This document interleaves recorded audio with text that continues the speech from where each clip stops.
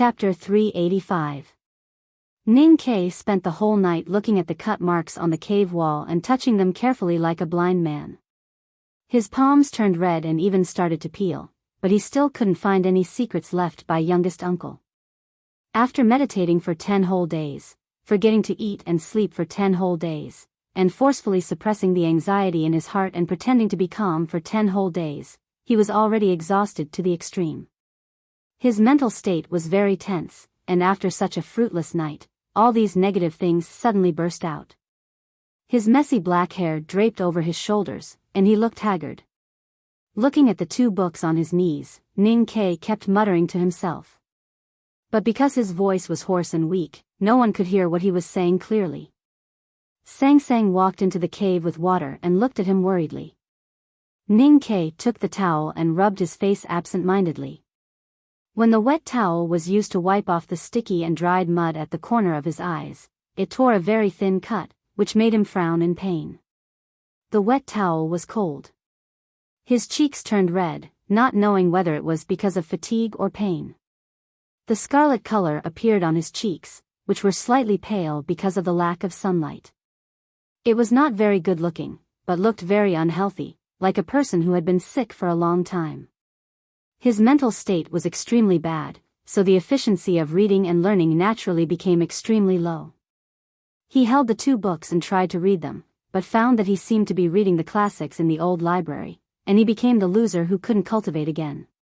The ink characters on the paper floated up mischievously and began to swim around like tadpoles, which could not be caught no matter how hard he tried.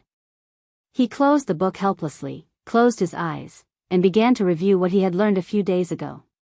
However, his mental state was so bad that even his brain seemed to become unclear, and there was a big deviation in his memory. When he thought about some problems in the book, he couldn't remember what senior sister Yu Lian said at that time, even though senior sister Yu Lian had already given the answer the day before yesterday. Depressed and annoyed, he naturally said what he thought. His hoarse and tired voice was so vague that he was completely murmuring to himself to vent his emotions. However, he didn't expect that Sang Sang, who had been sitting quietly beside him, would suddenly say something, which was the answer given by senior sister Yu Lian the day before yesterday. Ning Ke was slightly stunned, and then he remembered that his little handmaiden's memory had always been extraordinary. Sang Sang began to repeat what Yu Lian and Shin Pippi said 2 days ago. However, Ning Ke was in such a bad state that he reluctantly waved his hand after listening for a while, indicating that there was no need to continue. He threw the 2 books beside the futon like garbage, stood up, stretched, and yawned. He slowly walked to the cliff cave entrance and looked at the world outside. The cliff behind the back mountain of the academy was extremely beautiful, even breathtakingly beautiful. However, even if the lines on the precipice were like knives that pierced people's hearts, they were not real knives after all. After looking at them for a long time, they would always be the same lines. The azure sky in front of the cliff was as if it would never change. It stayed there quietly and peacefully. The initial beauty had now gradually turned into the dull blue paint of the worst painter. The flowing clouds and deep fog at the waist of the cliff were also the same. Looking at the scenery outside the cliff cave, Ning Ke felt slightly cold.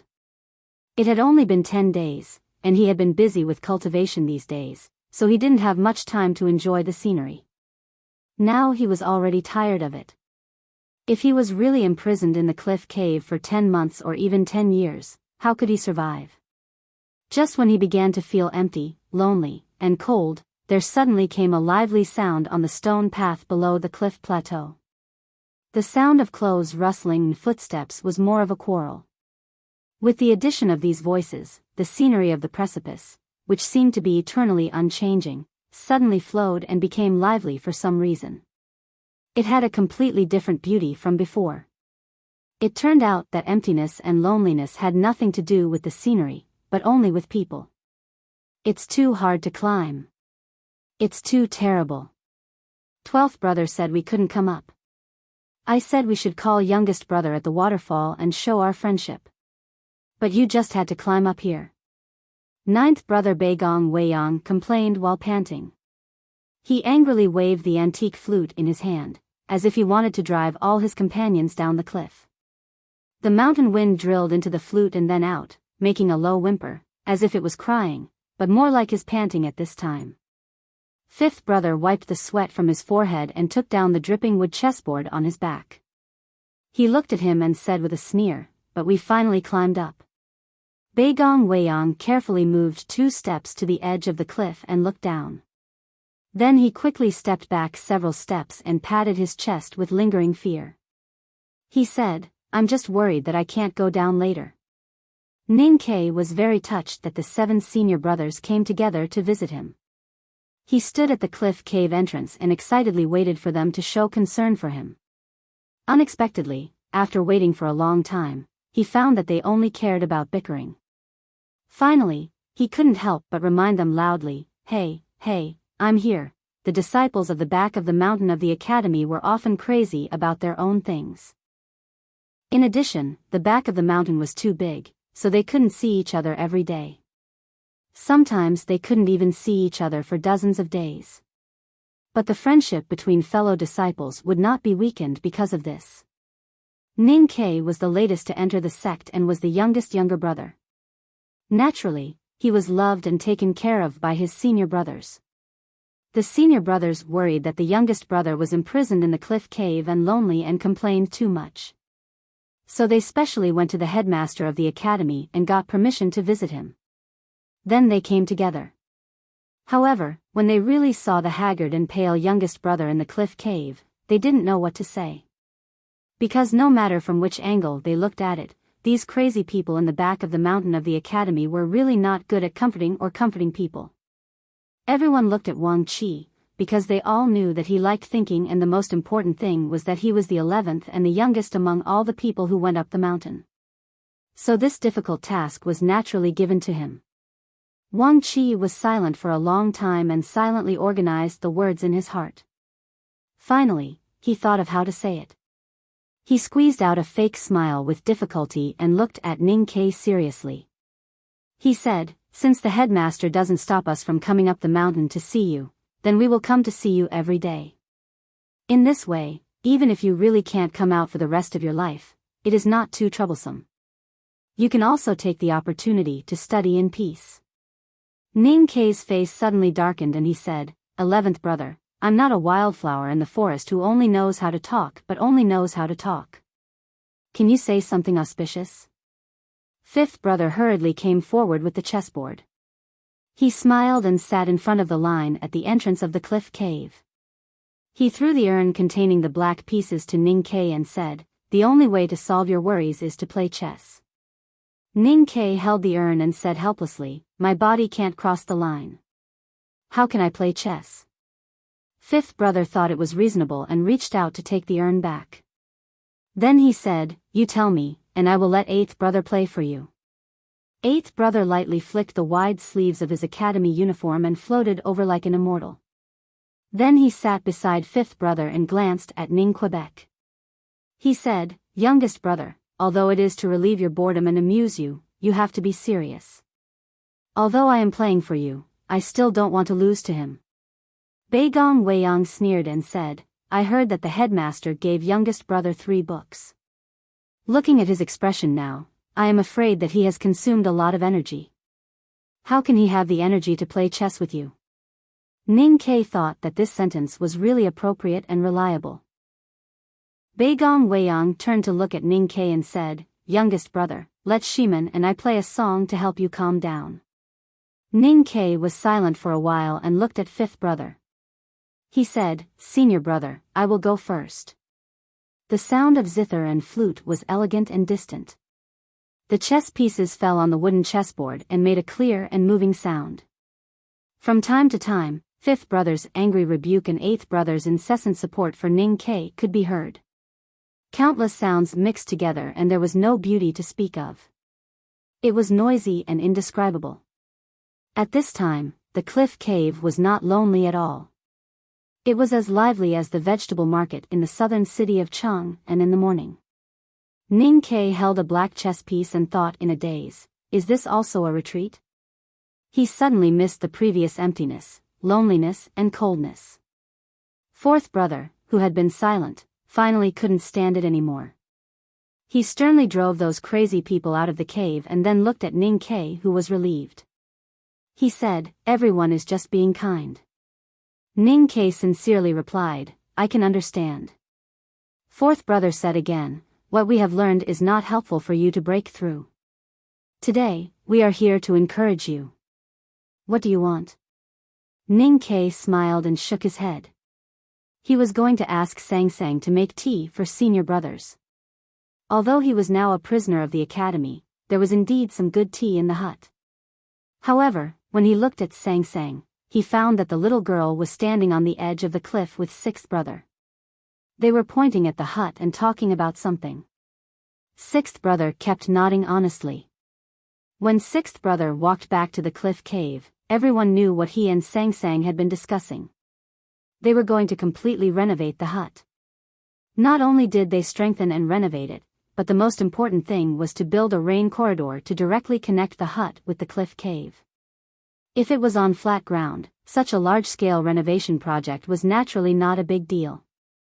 However, the cliff plateau was suspended between the precipices of the back mountain, and the transportation of materials was a big problem. Beigong Weiyang looked at the steep and narrow stone path and his face suddenly became extremely pale. His hunch was indeed right. Fourth brother looked at everyone coldly and said, "You all have to do it." Although they were all infatuated with music, chess, flowers, and trees, they were all powerhouses who had already entered the upper see-through state as the core disciples of the headmaster of academy. New trees, old stones, and countless materials were continuously sent to the cliff plateau and then handed over to sixth brother to build by himself. In less than half a day, this seemingly difficult work was successfully completed. The hut on the edge of the cliff was 1 story higher and was fixed by 14 beams against the cliff. Wang Qi secretly went to the hut on the other side of the mountain and stole many frost-colored long grass that the headmaster liked the most. He locked them on the beams with thin iron chains. It not only looked beautiful and elegant, but also there was no need to worry about any storms in the future. The roofed corridor between the hut and the cliff cave was more exquisitely designed. Thin trees without their barks were hanging in the air, covered with 6 straw mats that seventh sister had robbed from second brother's yard. The straw mats were torn with many small holes, and thin green vines were running through them, adding a lot of business to the sky. Ning Ke stood at the entrance of the cave and looked at the new and extremely beautiful cliff plateau. He looked at those senior brothers who were covered with mud and sweat and were giggling at the green vines in the rain corridor. He suddenly felt that the slightly cold wind in the mountain became warm. "I have to get up at 5:30 tomorrow to send my friend to the airport, so I have to go to sleep now. Today I will only write 2 chapters, and tomorrow I will write 4 chapters, maybe more. There are only 4 days left, and there are 60 or 70,000 words left. I have to work harder." Ning Ke also has to work harder tomorrow. He will succeed soon, and I will strive for success. I cry silently. Zhou Tui is the first. Thank you very much. It is past midnight now. Please vote for me with your recommendation votes. Thank you very much. To be continued. If you like this work, please come to Chidian. Come to vote for me. Your support is my biggest motivation. Chapter 386. The green vines were not dense and there were many gaps in the middle. The sunlight was reflected by the fine leaves, changing brightness and brightness, which made a completely different scenery. Ning Ke expressed his most sincere gratitude to his senior brothers and asked them to stay for dinner, but they laughed at him. Everyone laughed and said, "Even if you live in a hut on the edge of the cliff, youngest brother is still a poor prisoner, not a real hermit. Why do you have to pretend to be a host?" The senior brothers, who were dirty and looked like laborers, waved goodbye to him. They held the cliff wall beside the stone path, rubbed their sore necks, and groaned as they walked down the mountain. Because sixth brother had to finish the renovation of the hut, he stayed for a longer time. It was not until the sun was setting in the west that he packed his things and prepared to leave.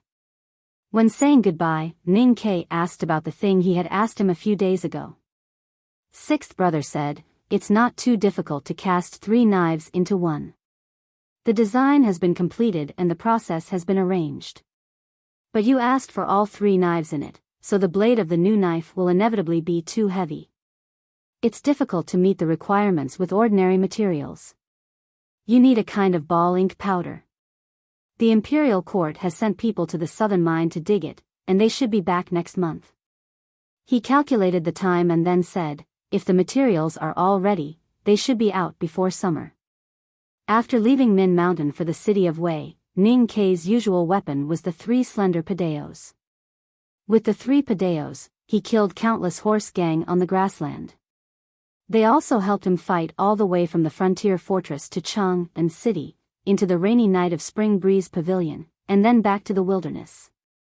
It was the continuous battles in the wilderness that made him regret to find that the 3 Pideos could no longer give him the most firm confidence and the most powerful support in the battle of cultivation powerhouses like in the past years. Instead, they dragged him back because of their fragility. Currently, the most powerful weapons in Ning Kei's hands were the primordial 13 arrows and the Fu paper.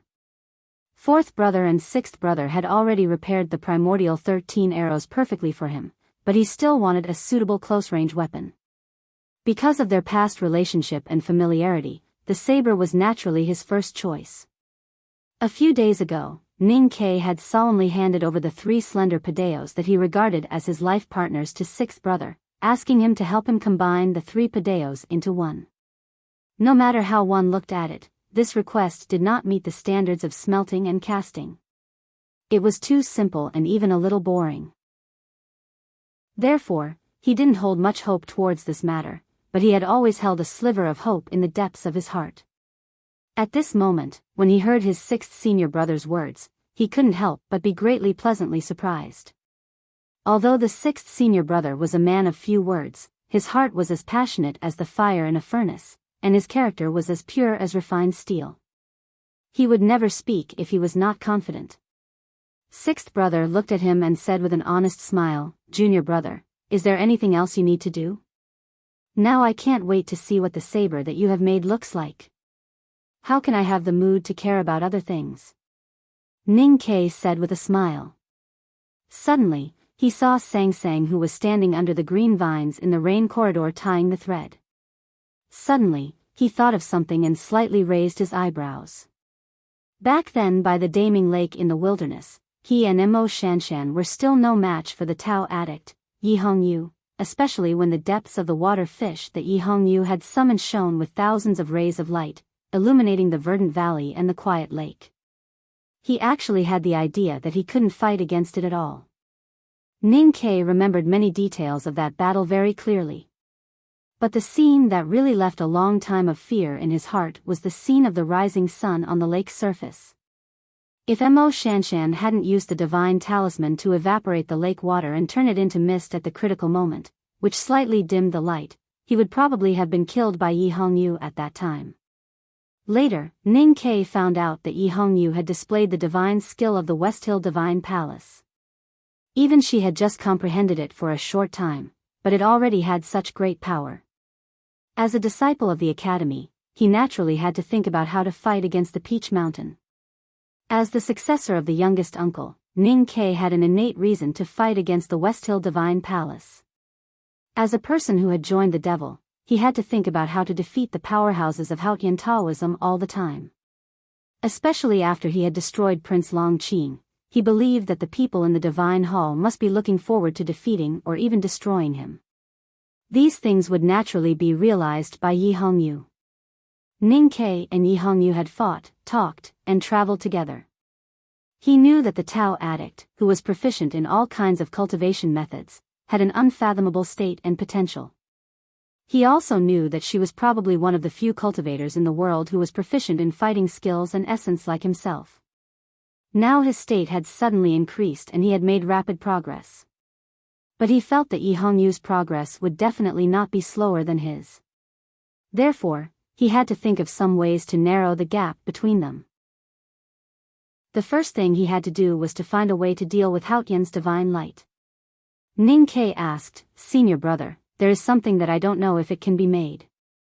Sixth brother liked making things all his life, and he knew that the youngest brother in the cave often had some unimaginable ideas. Hearing this, he became happy and said, "Did you design it?" "I don't think so." Ning Ke was a little hesitant. He raised his hands and put them on his eyes. Then he began to describe in a low voice what the thing looked like and what characteristics it had. Listening to Ning Ke's description, sixth brother thought for a moment and regretfully shook his head. He said, "It is much easier to make than that knife. There is nothing special about it and it is not difficult. It can be made in 10 days. When you come out of seclusion to get the knife, you can take it with you." After seeing sixth brother off, Ning Ke sat at the entrance of the cliff cave. He held his chin and looked at Sang Sang, who was busy in the corridor. Suddenly, he laughed proudly. Sixth brother felt that the thing was too simple and not challenging, so he felt a little regretful. But Ning Ke was very happy. Because if that thing could really deal with Haotian's divine light, then Sang Sang, as the successor of the divine priest of light, would not be his opponent even if she knew the divine skill. Of course, it was very important to win the battle with the Tao addict of the West Hill Divine Palace or to keep his life. But to win the competition with his little handmaiden, or to keep the dignity of a man and a parent, was the most important thing for Ning Quebec. The hut by the cliff was renovated. The thin branches of the green vines in the corridor swayed with the wind. The beautiful cliff scenery suddenly had many different sceneries and the atmosphere of life. The arrival of senior brothers made the loneliness of being abandoned by the world and the worst memories of wandering in the world with Sang Sang disappear. Ning Ke's state of mind was much calmer. He continued to read and meditate, and was no longer as restless and depressed as he was a few days ago. The most important thing was the change of mentality. When sixth brother left, he casually said that he wanted to take that thing when he broke through the barrier to get the knife. He did not feel any self-pity because of this sentence and naturally agreed. Because he had already thought it through. Since he had made up his mind to Sang Sang that night, if he still could not find a way to break the inhibition set by the headmaster of academy after 3 months, he would directly destroy the great spirit in his body. This recognition or decision seemed simple, but in fact it contained a terrible determination and firmness. Ordinary people's state of mind could not bear this kind of pain, but Ning Ke could. Because he could now calm down. On the 21st day of being imprisoned in the cliff cave, third sister Yu Lian came to solve his doubts and teach him as promised. But this time, there was an equally charming figure beside her. Ning Ke looked at Tang Xiaotang's childish face and said in shock, "You really want to stay in the academy? Did the teacher really accept you? Do I have to call you younger sister in the future?" Tang Xiaotang laughed and said, "Isn't it good to have a younger sister?" Ning Ke said, "I am now imprisoned in the cliff, of course I can't have a younger sister. I feel a little suffocated thinking about it. If you sing a few more desolate man folk songs, I may vomit blood." No one beside the cliff cave could understand his complaints, not even Sang Sang. Yu Lian smiled and said, "Little girl is too naughty. Quickly greet your youngest uncle." Ning Ke's eyes moved back and forth between senior sister and Tang Xiaotang. After a moment of hesitation, he asked uncertainly, "Tang Xiaotang, is senior sister's disciple?" Yu Lian nodded calmly. Ning Ke was shocked. Tang Xiaotang was a girl from the Devil's Doctrine, and her brother Tang was the current world wayfarer of the Devil's Doctrine. The academy actually kept her.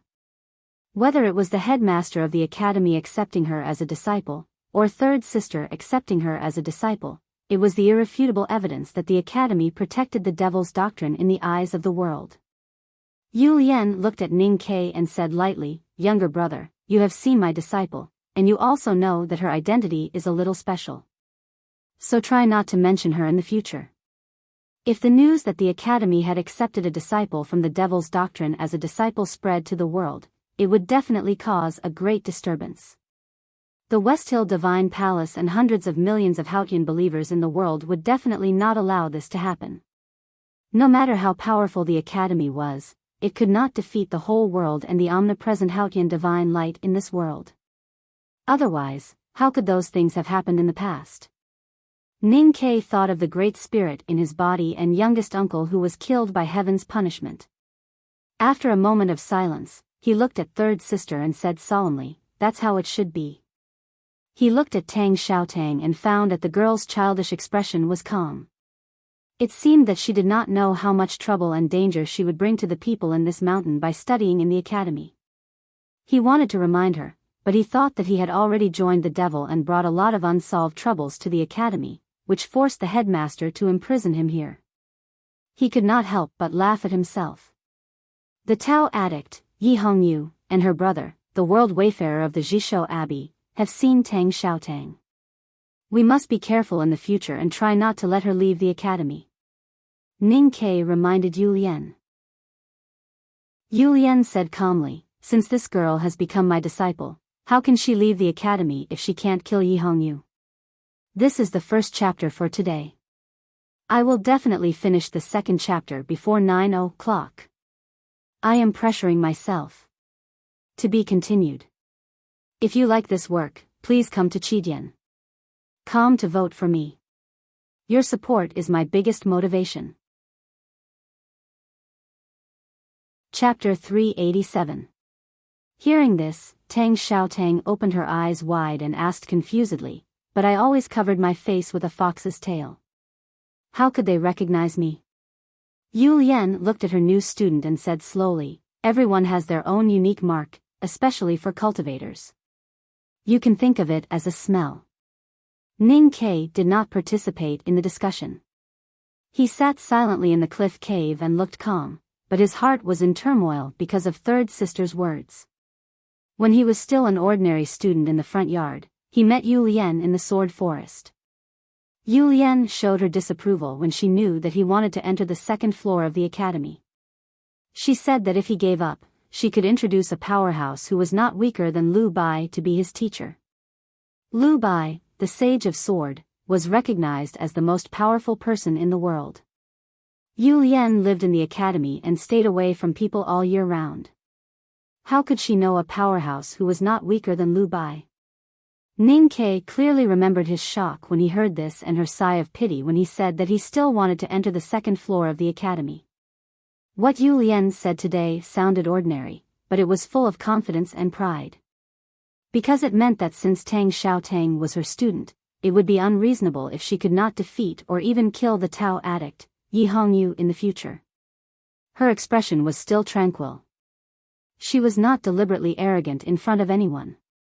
Instead, she had casually said those words based on some kind of almost instinctive self-judgment. It was this kind of casual and ordinary that made her more unfathomable. Thinking of the conversation in the sword forest, Ning Ke could not help but feel a little confused. Everyone in the back of the mountain of the academy knew that third sister's cultivation was in the upper state of see-through. Where did her calm confidence come from?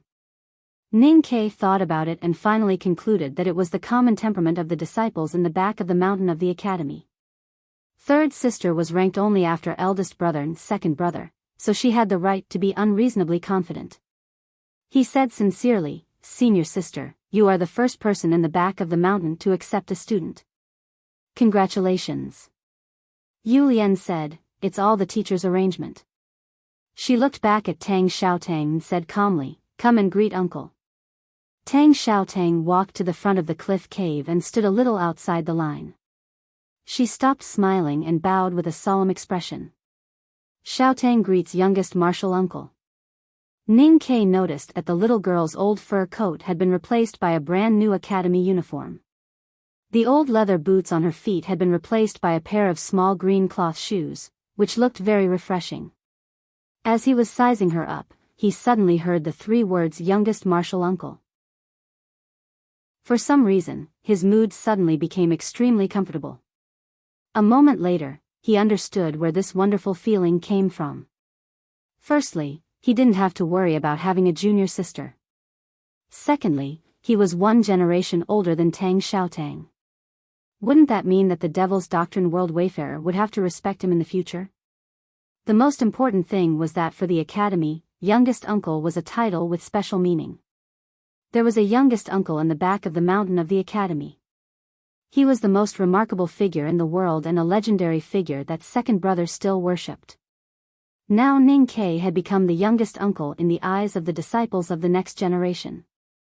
In every generation, there was only one junior brother, so naturally, there could only be one junior uncle. Thinking that from now on, there might be even more people who would constantly greet him respectfully and call him junior uncle, he felt very proud. After bowing, Tang Xiaotang straightened up and found that Ning Ke's expression kept changing, as if he was extremely intoxicated. Naturally, she couldn't guess what he was thinking at this time. They had met in the wilderness and reunited in Chang'an. She was most familiar with Ning Ke in the academy. Moreover, they were similar in age, so it was really difficult to treat him as a real teacher. She tilted her head and looked at him. She felt that his expression was so funny that she couldn't help giggling. Ning Ke looked at her and said, "Call me youngest martial uncle again." Of course, Tang Xiaotang didn't want to call him youngest martial uncle. In her opinion, a weak and shameless guy like Ning Ke was not qualified to be her teacher. Previously, because of the teacher's order, and she had to meet everyone when she first entered the academy, she restrained her temper and bowed to call him youngest martial uncle. "Call me youngest martial uncle." Ning Ke didn't notice the change in her expression. He said happily, "I like to hear people call me youngest martial uncle. I'm the only third-generation disciple of the academy." Tang Xiaotang gritted her teeth and looked at him. "There's no one else." Ning Ke said, "So you should come to the cliff cave to visit me more often and call me youngest martial uncle." Tang Xiaotang said angrily, "If you do that again, I won't come to play with you anymore." Ning Ke said proudly, "Now I'm more senior than you. You have to listen to me." Tang Xiaotang said angrily, "Don't forget that I'm the first among the third-generation disciples of the academy. That means I'll be the eldest sister of the academy in the future. Youngest martial uncle, if you don't want your children or beloved disciples to be bullied by me for the rest of their lives, you'd better not bully me too much now." Ning Ke was startled and said with emotion, "The prosperous Central Plains is indeed a place that erodes bones and souls." A little girl from the wilderness who knows nothing about worldly affairs has become sly in such a short time. It's really boring. Tang Xiaotang ignored him and walked to Sang Sang. She took her little hand and pulled her into the hut. She began to care about how Sang Sang was doing on the cliff plateau and what she needed her to do. Sang Sang was not used to her cheerfulness and enthusiasm. After a while, she remembered that they had agreed to be friends outside the hut on the other side of the mountain a month ago. Her little face showed a happy smile. She told Tang Xiaotang about her life on the cliff plateau. Although it sounded boring, it seemed that everything was fine. Tang Xiaotang felt relieved after making sure that her best friend was not bullied by youngest martial uncle Ning Ke and did not suffer any hardships. She pulled Sang Sang to sit on the ground and began to play. Sang Sang was less than 15 years old, and Tang Xiaotang was even younger. Both of them were very simple. They were actually still little girls. They played stone chess, which was the favorite game of children. At the entrance of the cliff cave, senior sister Yu Lian was looking through the learning problems Ning Ke had memorized these days. After a moment of silence, she raised her head and began to explain some of the principles in a low voice. Ning Ke listened attentively to his senior sister's elegant and soft voice. He found that many things that he could not understand were suddenly enlightened after her concise explanation and reminder. It was obvious that Yu Lian did not understand the Great Spirit, but she was very knowledgeable about the circulation of the qi of heaven and earth, especially the subtle differences between different materials. Moreover, she was extremely knowledgeable, so she could easily tell Ning Ke about the cultivation past or exquisite metaphors. What shocked Ning Ke the most was that this senior sister's way of thinking was so ethereal. She could often find the possibility in the impossible, and see the beautiful scenery in the end of the world. Time passed slowly, and the sunlight outside the precipice gradually became stronger. Ning Ke was immersed in the scenery that his senior sister had pointed out for him and could not extricate himself. His admiration for his senior sister had reached an extreme level. He thought to himself that she was indeed a woman who was second only to his two senior brothers in the back of the mountain of the academy. Whether it was knowledge, wisdom or vision, she was so powerful that even Chen Pippi was not as good as her. Yu Lian's lessons were always concise and clear without any nonsense. It was just past noon and she had already answered all of Ning Kei's questions. Without waiting for Ning Kei's thanks or any small talk, she calmly stood up and called out Tang Xiaotang in the hut. She nodded slightly to the cave and then floated down the mountain. Between the narrow and steep cliff, two petite figures in two loose academy uniforms of the same style appeared and disappeared from time to time. It did not take long for them to arrive at the waterfall. Previously in the hut on the cliff plateau, Tang Xiaotang played with Sang Sang and asked her to play stone chess with her. Stone chess was a simple game that all children from the wilderness to the Great River Kingdom could play. Because of its simplicity, there were often no rules for winning or losing. However, she had not won a single round. Tang Xiaotang was a strong-willed and competitive girl from the Devil's Doctrine. At the beginning, she lost more than 10 rounds in a row. If it were someone else, they would probably feel bored and give up in the face of such a simple game. However, she refused to give up and insisted on playing with Sang Sang. In the end, she lost 129 rounds. It was such a simple game of stone chess, but she had lost 129 rounds in a row. Tang Xiaotang could not figure out how it happened.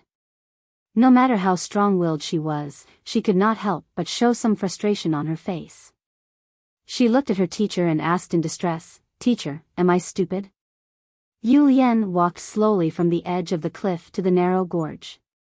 She said, "You are not stupid. You just foolishly chose the wrong opponent." Tang Xiaotang followed her from a distance and asked curiously, "I know Sang Sang is the successor of the divine priest of light. But playing chess is not cultivation. How could she not win a round?" Yu Lian said calmly, "In the past decades, only the divine priest of light possessed true wisdom on the Peach Mountain of the West Hill Divine Palace. The successor he chose was naturally extraordinary.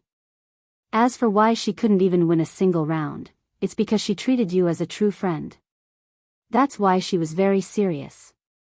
Hearing that Sang Sang treated her as a real friend, Tang Xiaotang showed a happy smile on her childish face. She bounced like a naughty stone and chased after Yu Lian. Her previous frustration and sadness were blown into the abyss by the wind in the gorge and could not be found anymore. Thinking that her good friend stayed on the cliff all day long, Tang Xiaotang suddenly became unhappy again. She complained, "Ning Kei is such a shameless guy. It's okay that he is imprisoned, but he is also a burden to Sang Sang." Yu Lian stopped and said, "He is your youngest uncle. How can you call him by his name?" Tang Xiaotang stuck out her tongue behind her and explained, "I am used to calling him Ning Quebec." Yu Lian said calmly, "If you do it again after teaching, you will be punished according to the rules of the academy." Tang Xiaotang was slightly surprised and asked, "How?" Yu Lian said, "Walk to the top of the waterfall and then jump down." Tang Xiaotang looked at the silver waterfall not far away and said sadly, "It seems a bit high." Yu Lian said, 129 times. This is the second chapter. I will try to finish the third chapter before 11 o'clock. I can do it. I am the new generation of mountain monster. To be continued. If you like this work, please come to Chidian.com to vote for me. Your support is my biggest motivation. Chapter 388. Tang Xiaotang followed her brother's advice and traveled thousands of miles to the south from the wilderness. She went through all kinds of hardships and finally arrived at Chang'an. Then she met the headmaster of the academy and finally entered the academy. According to their original plan, she should directly become a disciple of the headmaster of the academy. However, for some unknown reason, the headmaster of the academy did not expel her from the academy or accept her as a student because of her identity as a member of the Devil's Doctrine. Instead, he handed her over to Yu Lian and asked her to accept her as a disciple. For the world, the second floor of the academy was still mysterious, but it was a place that connected the two worlds. Especially for the siblings who were already at the top of the cultivation world, many people in the back of the mountain of the academy had heard of it. Not to mention people like Mr. First and Mr. Second, or Chen Pippi, who was regarded as a treasure by Haotian Taoism. Even people like Beigong Weiyang were famous in their own fields and countries before they entered the academy to cultivate. However, they were gradually forgotten by the world as time passed. However, not many people knew that there was a third sister on the second floor of the academy. Her name was Yu Lian. The headmaster of the academy ordered Tang Xiaotang to become a disciple of Yu Lian. The little girl was shocked and her first thought was to refuse. The female professor in the loose green uniform was quiet, elegant, and amiable, but her realm was not profound. She was only about the same as her, maybe even weaker than her. She was the woman who wanted to be the strongest in the world, so how could she accept a woman whose realm was weaker than her as her teacher? However, when she was about to refuse, Yu Lian glanced at her indifferently. The eyes of the third sister of the academy were just like her, soft and fragile. However, they had their own grace and grace. Tang Xiaotang suddenly felt that she did not dare to disobey. Tang Xiaotang had lived in the cold region of the far north since she was a child and lived a hard life. The bloodline of the desolate man and the education of the devil's doctrine made her naturally easygoing. At a young age, she dared to carry a huge blood-red machete and fight with the terrifying snowfield dire wolves. She dared to fight with Yi Hongyu and even cut the ice peach condensed by Prince Long Qing. However, such a fearless girl from the devil's doctrine felt fear when facing Yu Lian's calm and gentle eyes. She did not dare to be presumptuous at all. "You want me to jump 129 times?" Looking at her teacher's petite back, Tang Xiaotang was so shocked that her voice trembled. On the one hand, it was because the punishment was too severe, and on the other hand, it was exactly the same number of times she lost to Sang Sang on the cliff platform. She didn't mention it, so how did she know? Could it be that when she answered Ning Kei's questions at the entrance of the cliff cave, she had completely grasped the situation on the cliff plateau? Yu Lian turned around and said, "You knew that you were no match for Sang Sang in stone chess, but you kept on fighting and refused to admit defeat. You lost 129 games in a row. You look brave, but you are actually stupid. If you are always so hot-headed, how can you defeat Yi Hongyu?" Tang Xiaotang stubbornly said, "Even if I'm stupid, I can't admit defeat. If I keep playing like this, who knows when I might really win a round." Yu Lian said calmly, "I know you can't change your temperament, so I'm not going to correct it. Since you insist that courage is the most important thing in the world, I will try my best to train and stabilize your courage from now on. Letting you jump into the waterfall is one of the things I will do. Are you afraid?" This was the simplest way to provoke her. Of course, Tang Xiaotang understood it. However, even though she knew this, she still could not control her emotions and stubbornly walked to the waterfall. From this point of view, as Ning Kei sighed with emotion, Yu Lian was probably a very good teacher. She understood her student's temperament and could make good use of it. It's easy to jump from the waterfall. We all know that she has been cultivating the devil's doctrine since she was a child. Even if she is injured, it won't be fatal. However, it's difficult to climb up the slippery cliff. Moreover, senior sister asked her to climb up from the waterfall. You didn't see how big the water was and how slippery the moss on the stones was. That girl jumped and climbed for a whole night. Her face was swollen and there were small wounds all over her body. She looked miserable. Isn't second brother's courtyard close to the waterfall? He was the first to raise an objection. He thought that teaching a student like this was really a trick. In the end, even eldest brother stood up and pleaded for Tang Xiaotang. But guess what? Senior sister didn't even give face to the two senior brothers. She's still jumping now. Speaking of which, this girl is really stupid and stubborn. When she fell from the waterfall, she didn't make a sound and didn't beg for mercy. It was as if she was angry with senior sister. How many times did she jump? It was already late at night when I arrived. I don't know how many times she jumped before, but I saw her jump more than 30 times. It should be almost 60 times. But it's still less than half of senior sister's requirement. 129 times. Even if she really completed it, I'm afraid she would be crippled. I really don't know what senior sister is thinking. She usually looks so quiet and gentle, but after taking in a female student, she became so terrible. Do you think there are some emotional problems hidden in it? On the 22nd day of Ning Kei's imprisonment in the cliff cave, Chen Pipi climbed up to the precipice plateau according to the arrangement of the headmaster of academy to explain the no-boundary spirit of the academy. However, it was obvious that this fat man was not in the mood to preach today. He sat outside the cliff cave, waving his arms and spitting saliva, expressing the most painful objection and anger towards what had happened in the back of the mountain of the academy since yesterday morning. After listening for a while, Ning Kei roughly understood what had happened. He couldn't help but feel a little anxious when he thought that Tang Xiaotang had fallen into such a miserable state because she didn't call him youngest uncle. He had long noticed that Chen Pipi's mental state had some problems today. He frowned and asked, according to the tone you used when you first warned me, I thought that you wanted all the remnants of the devil's doctrine to die. Why do I feel that it's not the case after listening to you today? Chen Pipi was startled and said angrily, now that she has entered the academy and is a disciple of third sister, she is our academy's disciple and our niece. What does she have to do with the devil's doctrine?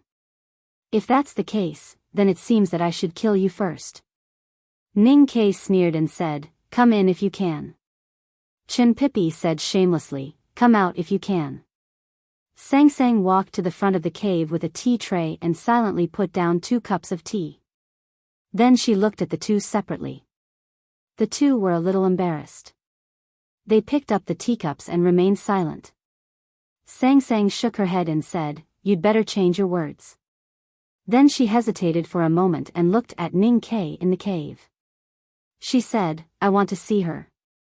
Ning Kei knew that she wanted to see Tang Xiaotang and said, since she is a friend, of course you should go. After Sang Sang left, Chen Pipi suddenly asked, you met Tang Xiaotang in the wilderness. Why is this little girl so stubborn? Ning Kei began to tell his impression of Tang Xiaotang. Chen Pipi held the teacup and drank it tastelessly. He was silent for a long time when he thought of the little girl he met at the south gate of Chang'an City. Then he looked at the white clouds between the cliffs and frowned. After thinking for a moment, he said, since she is a member of the devil's doctrine, how can she be so cute? Ning Kei never had the concept that Taoism and the devil's doctrine could not coexist. Now that he had joined the devil, he naturally felt this view to the extreme. He looked at Chen Pipi and said sarcastically, Tao addict Yi Hongyu is the daughter of Haotian Taoism. Then why is she so terrible in our eyes? Chen Pipi murmured, that makes sense. Ning Kei looked at his round face and suddenly thought of a possibility. After hesitating for a moment, he tentatively asked, you watched Tang Xiaotang jump from the waterfall last night to this morning? Chen Pipi nodded his head. Ning Kei gasped and said, although this little girl does have long black hair and can fight evenly with Yi Hongyu, she is extremely powerful. Except for her overly powerful brother, she fits your imagination of a perfect partner in all aspects. But I have to remind you that she is a girl of the devil's doctrine. If the devil's doctrine was in its heyday, she could undoubtedly become the saintess of the devil's doctrine. But you are the precious young master of Haotian Taoism. As the saying goes, Taoism and the devil's doctrine cannot coexist. The academy can stand in the middle, but how can you stand? Chen Pipi was in a trance and did not fully understand what Ning Kei said. He subconsciously replied with a sneer, who was laughing at my decadent ideas of Taoism and the devil? Ning Kei sighed and said, but have you ever thought that she is 1 generation younger than us and you are her 12th uncle? Will it work? Will the teacher agree? Chen Pipi finally understood what Ning Kei was talking about. His chubby body bounced up from the ground like an elastic fishball. He blushed and pointed at Ning Kei in the cave. He shouted, appreciation. Don't you know what appreciation is? Why is your brain full of such filthy things? Ning Kei said, anger out of shame can't convince my opponent. I can only expose my true feelings. Chin Pippi said bitterly, that little girl is only 14 or 15 years old. Can you not be such a beast? Ning Ke sneered and said, I think you are worse than a beast. Chin Pippi suddenly thought of something and looked at him with disdain. He said, do you think everyone in the world is like you? You can be a beast and lay your hands on your own handmaiden? Ning Ke could tolerate other things, but he could not tolerate this. He shouted, damn fatty. If I can get out, I will teach you a lesson today. Chin Pippi sneered and said, come out if you can. Ning Ke said angrily, come out if you can. Suddenly, the two of them shut up at the same time and looked at the edge of the cliff platform with fear. They were very worried that Sang Sang would suddenly come back and hear this childish conversation again. The two of them looked at each other awkwardly and waved their hands to show that they did not mind. I didn't walk the dog at night. I'm going to walk the dog. This is the 3rd chapter. The 4th chapter will definitely be very late after midnight. Don't stay up late. Let's read it tomorrow. Today is almost over. Don't keep the recommendation tickets. Give them to me, okay? To be continued. If you like this work, please come to Chidian.com to vote for it. Your support is my biggest motivation. Chapter 389. Did we change the words just now? Yes, from come in and out to beasts and worse than beasts.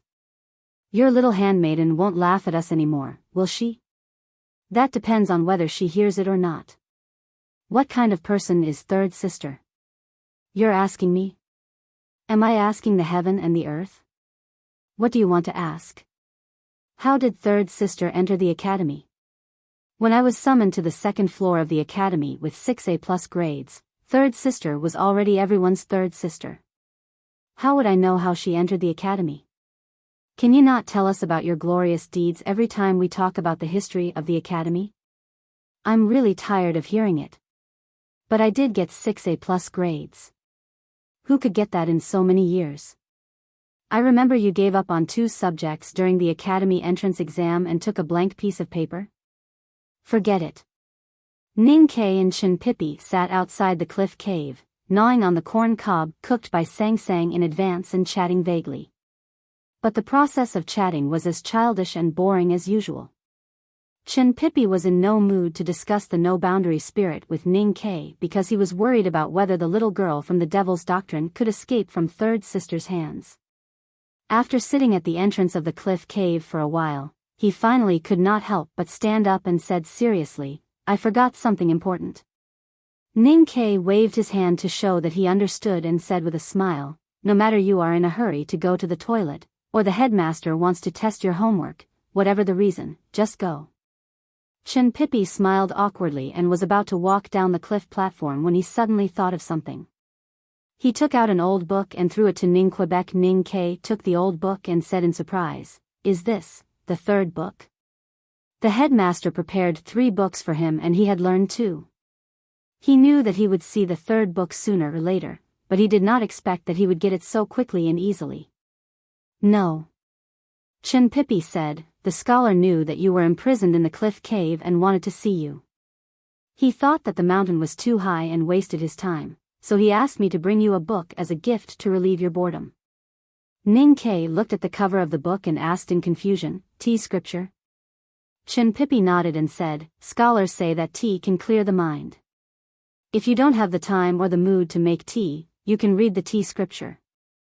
It can also have the same effect. I don't need to drink tea, and I don't need to read tea classics. My heart is already clear enough. Ning Ke said, otherwise, why do you think I haven't lost my temper? Chin Pippi laughed awkwardly and turned to walk out of the cliff plateau. After a while, he stopped again, wiped the sweat off his face, and walked back to the cliff cave. He said helplessly, second brother asked me to inform you of another thing, so I'll leave after you finish it. Ning Ke was slightly startled and asked, what is it? Chin Pippi said, a few days ago, a sword master from the South Jin Kingdom submitted a letter of challenge to the academy. Ning Ke said with a smile, "It turns out that there are people who are not afraid of death in the world." Chen Pipi said, "That great sword master is young, but he is very powerful." Even Chen Pipi praised the strength of the South Jin Kingdom, which surprised Ning Quebec. He asked, "Is there another grand cultivator in the Knowing Destiny state?" Chen Pipi shook his head and said, "They are not weeds by the roadside. How can we meet one every time we want?" Ning Ke thought, "There are at least 5 or 6 powerhouses in the Knowing Destiny state in the front yard of the back mountain of the academy, including you. Doesn't that mean you are weeds or wildflowers by the roadside?" Chen Pipi said, "That great sword master from the South Jin Kingdom has been immersed in the upper see-through state for many years, so he must have seen the threshold of the Knowing Destiny state. He is probably similar to Prince Long Qing when he first came to Chang'an." Ning Ke always felt that there was something strange about this matter. The upper see-through state was indeed a very powerful existence in the eyes of the world's cultivators. But when Prince Long Qing came to Chang'an with a dazzling reputation, Chen Pipi still did not pay attention to him. Why did he pay so much attention to this great sword master from the South Jin Kingdom? More importantly, that great sword master was only in the upper see-through state. Why did he dare to submit a letter of challenge to the academy? He suddenly thought of a possibility and asked tentatively, "Did that great sword master from the South Jin Kingdom not leave after he was defeated?" Chen Pipi shook his head and said, "He was not defeated, so of course he did not leave." Ning Ke said, "Even if second brother did not fight, you could have easily sent that person away. What happened?" Chen Pipi looked at him and said, "That sword master from the South Jin Kingdom clearly stated that he wanted to challenge you." Ning Ke thought that it was as he expected. He pointed at the bedding futon in the cliff cave and said, "I am a prisoner now." Chen Pipi comforted him and said, "You will be able to get out one day." Ning Ke walked into the cave and pulled out a bamboo chair. He leaned comfortably on the back of the chair and said, "I don't care. Since the academy is not afraid of losing face and no one to accept the challenge, then let that great sword master from the South Jin Kingdom stand guard at the entrance of the academy. It is not spring and the weather is not warm yet. I think he will not wait too long." Chen Pipi said, "It is not that we do not want to fight, but we cannot." Ning Ke was slightly surprised. He sat up straight and asked, "Why?" "Because that sword master from the South Jin Kingdom will not fight with us at all." Chen Pipi said helplessly, "Once he sensed that we were about to appear, he would shout idiotic words about sacrificing himself to the sword at the entrance of the academy, as if he would commit suicide at any time." Ning Ke said mercilessly, "If he wants to commit suicide, then so be it. Why do you care so much? At most, ask the handyman teachers in the front yard to prepare a few more buckets of water and wash the blood away." Chen Pipi said, "Because his background is a little tricky. His family, and a few professors in the academy are old friends. He only sat at the entrance of the academy and was extremely respectful and sincere. He said that he would wait for you to finish your cultivation and come out of seclusion before seeking a fair fight. We really have no reason to drive him away." Ning Ke said, "Why does he have to fight with me?" Chen Pipi said sympathetically, "Perhaps because everyone knows that you are the weakest among us." Ning Ke had long become numb to such descriptions. He sighed and said, "In the end, the weakest one was pushed to the front by you guys to fight to the death." Suddenly, he thought of Chen Pipi's words and asked, "Who is this sword master?" Chen Pipi reminded him, "He is from the South Jin Kingdom." Ning Ke suddenly thought of that dazzling golden name and his expression suddenly became solemn. He looked at Chen Pipi in disbelief and asked, "The most powerful person in the world, the Sage of Sword, Lu Bai, actually wants to challenge me?" Chen Pipi was stunned and then said angrily, "Do you think this is possible?" Ning Ke came to his senses and said awkwardly, "It seems that it is indeed not possible. Although that great sword master from the South Jin Kingdom is not the Sage of Sword, he is indeed related to Lu Bai. Therefore, since he has lowered himself, we can't do anything even if we are disgusted and annoyed as if we had eaten a fly. If second brother fights today, how can we fight with Lu Bai in the future? Chen Pipi said, that person is Lu Yiqing, the youngest brother of Lu Bai. It is said that he has been cultivating in the private house of the Lu family and has not entered the sword garret. Therefore, he is not well known. It was not until he entered Chang and alone that the world knew that the Lu family has another young powerhouse in sword Taoism. Ning Ke asked, now I am locked in the cliff cave by my teacher and can't get out in a short time. Why did second brother ask you to tell me about this? Lu Yiqing has been sitting at the gate of the academy for a whole 7 days. Chen Pipi looked at him and said, he sits on the futon, drinking the water provided by the academy and eating his own dry food. He meditates all day long just to wait for you to come out of seclusion. Looking at his behavior, it would not be surprising if he waited at the gate of the academy for a year. Lu Yiqing's attitude is respectful but extremely persistent. No matter how the professors in the front yard persuade him, he only smiled slightly and refused to leave or enter the academy to wait. Although the futon he is sitting on is not blocking the path of the students, sitting at the gate of the academy every day is like blocking the gate of the academy in the eyes of others. People passing by can't help but talk about him. This matter has already spread to Chang and I'm afraid it will soon spread to the whole world.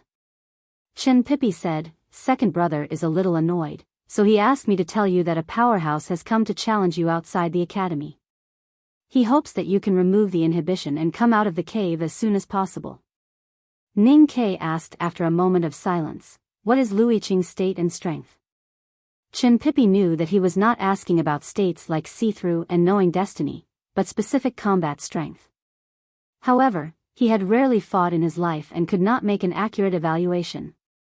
Suddenly, he remembered that second brother had sighed with emotion when he stood on the mountainside and looked at the South Jin swordsman sitting cross-legged at the gate of the academy. Second brother said that if Lu Yiqing does not lose his lucky chance, he will most likely catch up to his brother in the future. Ning Ke was stunned and then fell into silence again. He did not expect such a wonderful story to happen outside the academy on the other side of the mountain after being imprisoned in the cliff cave for more than 20 days. He also did not expect that after defeating Monk Guanhai from the Lank Temple and killing Master Dao Shi from the Xiankong Temple, his cultivation in the human realm had not ended. Someone still came to challenge him. And that person was the younger brother of Lu Bai, the Sage of Sword, the strongest in the world. The real problem was that even second brother thought that he had the potential to become the second Sage of Sword. Ning Ke thought for a long time and suddenly laughed. He lay back on the cool bamboo chair and took out a silk handkerchief from his sleeve and gently covered his face. Chen Pipi asked in confusion, what are you doing? Ning Ke's voice sounded a little dull through the silk handkerchief, I want to sleep. Chen Pipi said, someone is blocking the gate of the academy and wants to challenge you. How can you sleep? Just like what we have said these days, he can't come in and I can't go out. No matter how strong that person from the South Jin Kingdom is, he can't hurt me. What do I have to worry about? Aren't you worried that the academy's reputation will be damaged? Will the academy's reputation be destroyed just because I am sleeping? If I really can't bear it anymore, I believe that second brother will not care about Lu Bai's face and will definitely kill that guy. Ning Ke turned his body and lay comfortably in the cave, leaving his back to Chen Pipi. He said, help me pass a message to Lu Yiqing. Tell him that Mr. 13 is now cultivating in martial arts and talisman and will need at least 3 months of seclusion. If he can bear the smell of horse dung in the meadow, the dust from the carriage wheels and the low temperature at night, he can wait as long as he wants. I don't care even if the flowers wilt. There is no 5th chapter. I can't take it anymore. I am going to sleep. I will still have 4 chapters tomorrow. It would be wonderful if the plot could be completed smoothly. Good night, everyone. To be continued. If you like this work, please come to Chidian.com to vote for me. Your support is my biggest motivation. Chapter 390. Lu Yiqing was a silent and gentle young man. His silence and gentleness did not mean that he was not proud, but he hid his pride well under his silent and gentle appearance. Just like a few years ago when he obeyed his eldest brother's order to leave the Lu mansion and join the Sword Garret incognito. No matter how indifferent or hostile his fellow disciples were, he was still gentle. Because his eldest brother was the sage of sword, Lu Bai, he had enough right to be proud. But he did not need to show his pride to the disciples of the Sword Garret. But facing the academy in the south of Chang'an, his silence and gentleness were more sincere. Because he knew very well that he had no right to be proud here. Out of respect for the academy, he chose to sit far away from the main gate of the academy. Instead, he sat at a secluded side gate at the back of the mountain. Chen Pipi's description of the so-called humiliation of the academy to Ning Ke in the cliff cave was naturally exaggerated. But a sword master from the South Jin Kingdom had challenged the academy and sat quietly to wait for someone to break out of seclusion. This had caused a lot of discussion and attracted many people's attention. It was early spring, and the morning breeze was still chilly. Lu Yiqing slowly opened his eyes and woke up from meditation. He calmly looked at the surrounding onlookers with complicated expressions. Most of the people surrounding the South Jin Kingdom Great Sword Master were students of the academy's front yard. However, as he sat at the academy's gate for a longer time, the news spread to Chang'an and aroused more people's curiosity. Some curious onlookers even came together to see what he looked like. The side gate was pushed open with a squeak. Professor Huang He walked out and stood beside the futon. He looked up at the gloomy sky and suddenly sighed. He said, "I invited you to the academy for your brother's sake, but you refused. Now you have attracted so many onlookers. Don't you think this is ridiculous and boring? Or did you already decide to use this method to humiliate the academy when you came to Chang'an?" "I dare not." Lu Yiqing stood up from the futon and bowed. He said, "I dare not to be rude to the academy. I only came under orders. If I leave without a fight with Mr. 13, I will not know how to answer my brother when I return to the South Jin Kingdom. Since Mr. 13 is in seclusion, I will wait for him here." Huang He looked at the young sword master from South Jin Kingdom. It was as if he was looking at the arrogant man from many years ago. Although the young man in front of him looked gentle, there seemed to be a stubbornness in him that would not give up until he reached his goal. If you want to wait, then wait. If you're thirsty, there's water in the yard, but the academy won't provide you with food. If you've finished your rations, go back to Chang'an. Lu Yiqing said, "Don't worry, sir. I've brought a lot of food." He sat there from dawn to dusk. Many disciples of the academy made a special trip to the side door to see Lu Yiqing. When they saw that there was nothing special about the young powerhouse from the South Jin Kingdom, sitting motionlessly on the futon, they felt bored and dispersed. As for those nosy people from Chang'an who came to watch the fun, they surrounded Lu Yiqing not far away, pointing at him and whispering. Some even argued fiercely because of different opinions. The secluded and quiet side door was not quiet at all. Great Swordmaster should be a very powerful cultivator, right? This is the first time I've seen a living cultivator. I heard that he's already in the upper see-through state, about the same level as Prince Long Qing. So what? I heard that the student from the second floor of the academy he challenged this time shot Prince Long Qing to death in the wilderness. How can he be defeated by him? Speaking of which, this person from the South Jin Kingdom is not as cowardly and useless as other people from the South Jin Kingdom. He actually has the guts to block the gate of the academy. I just don't understand. The gate of the academy has already been blocked by this guy. Why are the people in the academy still allowing him to be so arrogant and not chasing him away? First of all, this person from the South Jin Kingdom is sitting at the side door. Look, other than us, who else would pass by here?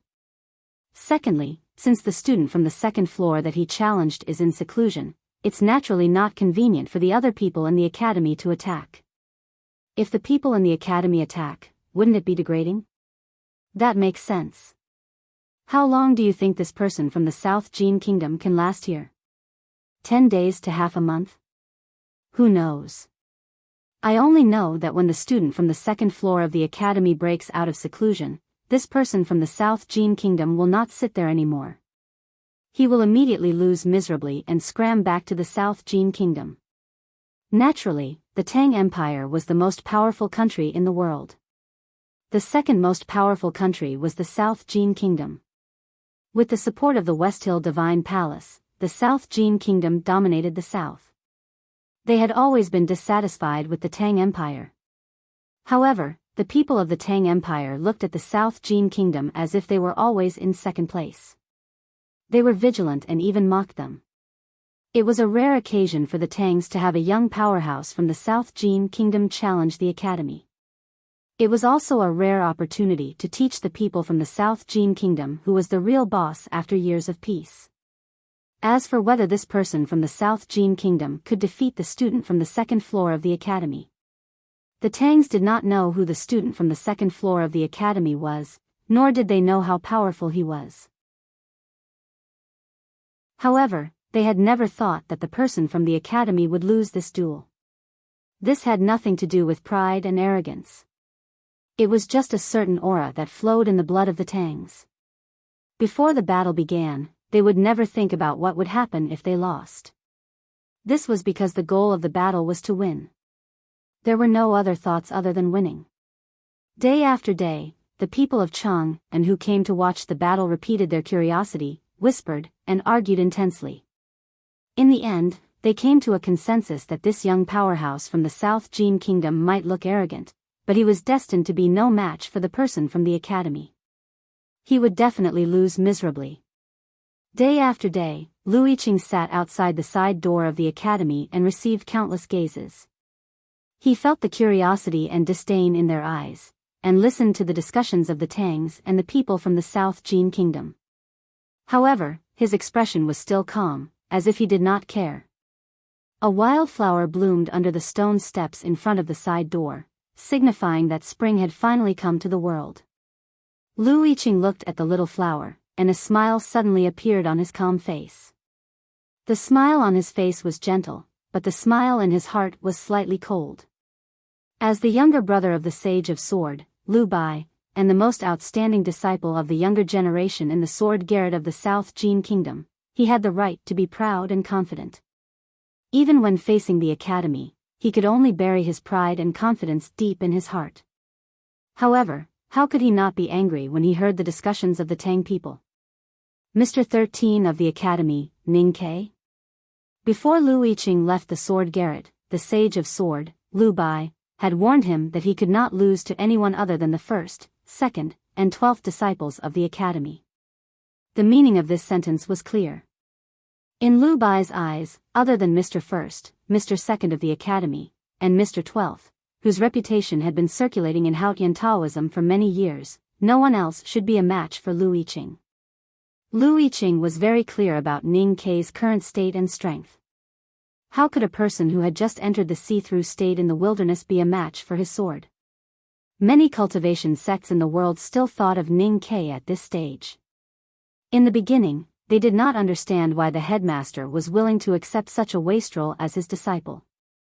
Later, when Ning Ke defeated Prince Long Qing, Monk Guan Hai from the Lang Temple, and Master Dao Shi from the Xiankong Temple, the cultivation world began to think about the real reason why the headmaster accepted Ning Ke as his disciple. However, no one thought that Ning Ke was very strong. Now, the detailed process of the 3 battles that had really established Ning Ke's position in the cultivation world had long become the object of study for the various cultivation sects, including every detail. And the more they studied, the more they felt that Ning Ke had won these 3 battles more because of the peerless weapons provided by the academy, and the unpredictable luck. For example, the strange iron arrows in the wilderness, and the battle between Ning Ke and Master Dao Shi in the pure land of lotus flowers on the streets of Chang'an. It was obvious that he had received some external help. Many people in the cultivation world suspected that the young fat man standing beside Ning Ke at that time was most likely the legendary Mr. 12th of the academy, or that Mr. 12th had secretly helped Master Dao Shi, which was why Master Dao Shi was defeated. However, no one had evidence.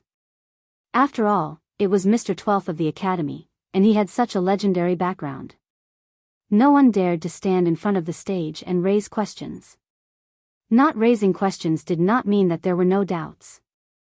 At least until now, no one thought that Ning Ke was really stronger than Prince Long Qing. On the journey from the South Jin Kingdom to Chang'an, Lu Yiqing learned of the failure of monk Guanhai of the Lank Temple.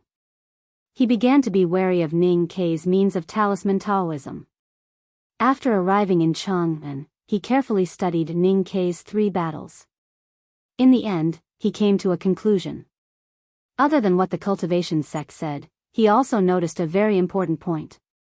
This Mr. 13, who represented the academy in entering the human realm, was very opportunistic in battle.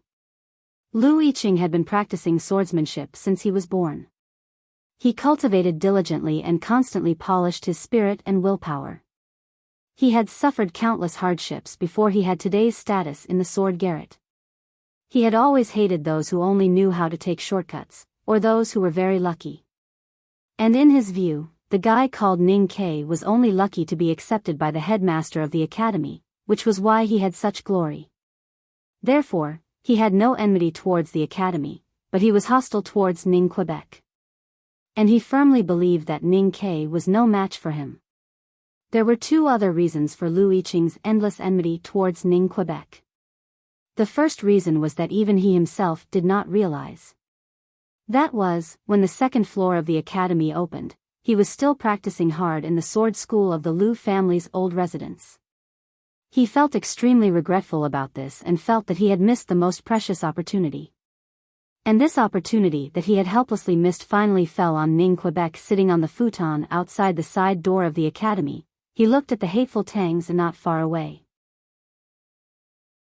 He silently thought that if it were not for his eldest brother's strict orders to let him seize this opportunity to sharpen his spirit and try to be accepted by the headmaster of the academy as a student, he would have definitely killed Ning Ke after he broke through.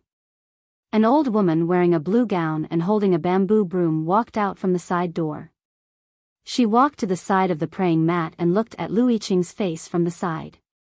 She slowly asked, "Are you unhappy?" The old woman was so close to Lu Yiqing that he could not help but feel a little shocked. It was said that there were hidden talents in the academy.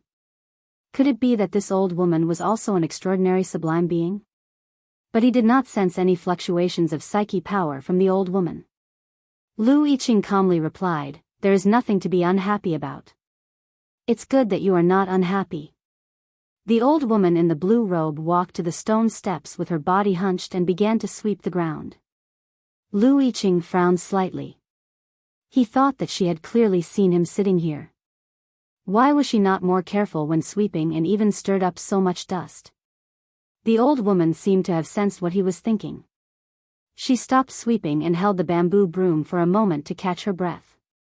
She looked at him and said, "Someone asked me to bring you a message." Lu Yiqing's expression turned serious and he asked, "Please speak." The old woman narrowed her eyes and looked at the gloomy sky. She seemed to be trying to recall what the messenger had said. After a long time, she finally remembered and said, "The person you want to challenge is now cultivating in seclusion in the cliff cave." "What is he cultivating?" "I remember. He is trying to practice both talisman and martial arts." The old woman continued, "He said that if you cannot go to the toilet in the academy, and can endure the smell of urine and the dust, as well as the chilly early spring, then wait for him for 3 months. Lu Yiqing was silent. When the headmaster returned to the academy, Mr. 13 and Ning Ke began to practice in seclusion. This matter was already known by now. However, when he heard the old woman pass the message on behalf of Ning Ke, he then realized that Ning Ke actually wanted him to wait for 3 months. He was even angrier when he heard that Ning Ke was practicing both talisman and martial arts. It was true that cultivators often needed to practice in seclusion to understand Tao, but they needed to do so for as long as 3 months. They were either grand cultivators or at the critical moment of breaking through the realm. Ning Ke's state was so low. Of course, he was not one of those grand cultivators who needed to seek Tao from heaven. Furthermore, he had just entered the see-through state in the wilderness. Was he going to enter the knowing destiny state now? In Lu Yiqing's understanding of the cultivation world, such a thing had never happened before. As for practicing both talisman and martial arts, it sounded more like a joke. The more he thought about it, the more he felt that it was all fake. Ning Kei's seclusion was also fake. It was just a shameless excuse to avoid battle. Lu Yiqing revealed a look of disdain and said, "If Ning Kei does not have the confidence to enter the human realm on behalf of the academy, just say it. How dare he use such an excuse? He is a disgrace to the academy and the headmaster." After the old woman in the blue robe passed the message, she ignored him and continued to sweep the floor with her hunched body. However, when she swept the floor, the bamboo broom in her hand was waved higher, as if she felt the breath of early spring and remembered the beauty of her youth decades ago. She actually wanted to dance. The dust mixed with the gravel was waved high and then slowly fell. The bamboo broom was waved by the old woman, and it was obvious that she was deliberately sweeping the dust down the stone steps. Lu Yiqing was covered in dust and looked extremely embarrassed. His face had turned pale from anger. He looked at the sweeping old woman and said sternly, "No wonder Ning Kei asked you to pass the message. So this is the so-called bearing the dust? Is this the way the academy treats its guests?" The old woman looked at him expressionlessly and said, "I have never heard of such a guest in the world, sitting at the door of the host's house and refusing to enter no matter how we invite him." Lu Yiqing frowned slightly. The old woman looked at him and said, "Even if you want to wait for Ning Kei to break through, you can wait in the academy, you can wait in Cheng, and you can even write a letter directly from the sword garret of South Jin Kingdom. But you insist on sitting at the door of the academy. In fact, everyone knows why you do this. But the elders in the academy and little Huang He are friends with Lu Bai in the early years, so they can't say anything. In the past 100 years, I have seen many young cultivators who have cultivated for many years in an attempt to become famous. They are all like you, thinking that the soul of the academy lies in the headmaster of the academy. The other disciples are just lucky to be under the headmaster of the academy and have lucky chances that you can't get no matter how hard you work. I know you want to shock the world and become famous. But you have chosen the wrong place and the wrong person. You don't like others to take advantage of others, but you keep staring at the weakest Ning Kei on the second floor. Isn't this opportunistic? Once you start taking advantage of others, the sword style that you inherited from Lu Bai will lose its fundamental reason. Because your brother Lu Bai has never been a person who takes advantage of others. And because of this, he is the most powerful person in the world." The old woman gently brushed the blue robe on her and said, "If you can't even eat dust, how can you endure suffering and boredom? If you can't even endure suffering and boredom, what right do you have to use the academy as a footnote for your reputation? If you can't even understand such a thing, how can you become famous?" Lu Yiqing listened to the old woman's words and remained silent. His face became paler and cold sweat poured down his back, wetting his clothes and even the futon under him. After a moment, he sat up straight and pressed his hands forward on the ground. He bowed his head and made a disciple's bow. He said sincerely, "Thank you for enlightening me." The old woman walked to his side and swept the dust and rubbish mixed with few fallen leaves into the basket. She said, "You don't have to thank me. I am not here to remind you of anything. It's just that you have been sitting outside the side door of the academy for 7 days and I have 7 days where I can't sweep the floor. If you really want to wait for that guy for 3 months, I have to come and sweep for 3 months. I hate to see rubbish on the floor the most." The old woman stooped and walked into the side door. Lu Yiqing looked back at the tightly closed side door of the academy. He felt that the old woman's last words about not wanting to see rubbish on the floor were a mockery of him. But he was not angry. Instead, he was thoughtful. If Ning Kei had been outside the side door of the academy, he would certainly have recognized who the old woman in the blue robe was. The students of the academy often saw an old woman holding a bamboo broom and sweeping every corner of the academy with a stooped body.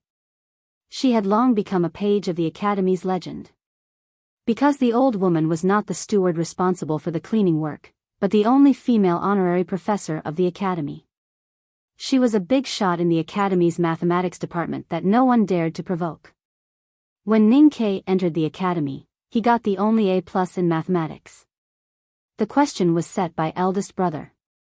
In fact, eldest brother had set a total of 5 questions, and the old woman finally chose the question of cutting peach blossoms. And at this time, when he was pondering in seclusion between the cliffs of the Cliff Mountain, he also thought of this question. The first chapter is here. It's 5,000 words, so it's a bit late. The second chapter will be updated before 11. To be continued. If you like this work, please come to Chidian.com to vote for me. Your support is my biggest motivation. Chapter 391. Ning Ke, who was imprisoned in the cliff cave, had to get rid of the strong inhibition left by the headmaster of the academy if he wanted to break out. He did not expect to defeat the headmaster of the academy, nor was he willing to destroy the great spirit in his body. Therefore, he could only choose the second method, to transform the great spirit so that it could live in harmony with the chi of heaven and earth in nature, or even become one and completely erase the difference between the two. According to the book, the origin of the breath of heaven and earth, the natural chi of heaven and earth was the same thing as the true chi and great spirit in the body of the devil's doctrine cultivators. However, with the passage of time and the difference in substance, they gradually had completely different characteristics.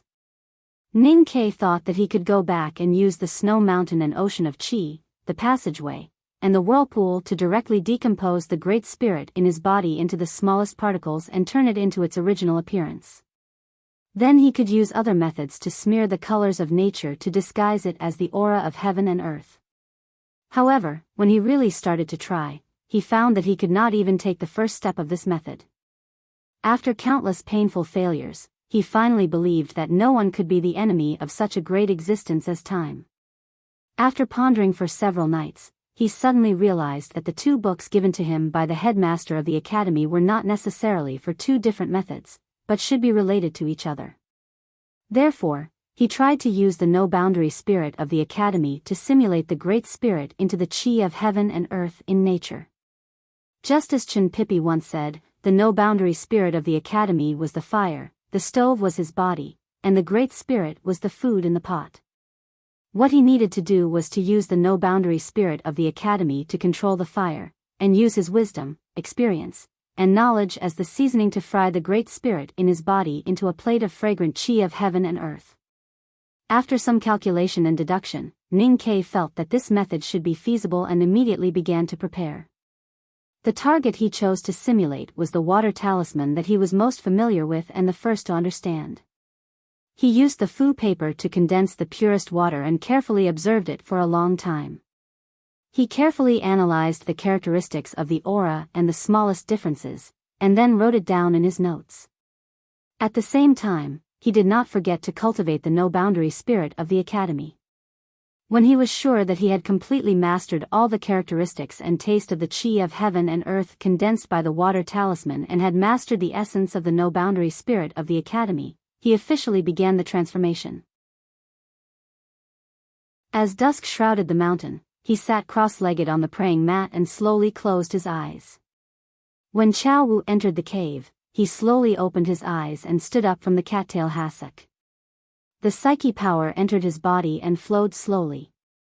Ning Ke looked at the whirlpool in his abdomen and silently sensed the Great Spirit. When he finally confirmed that the Great Spirit in his body had turned into the chi of heaven and earth with the characteristics of water talismans under the disguise of the no-boundary spirit, he could not help but reveal a look of surprise.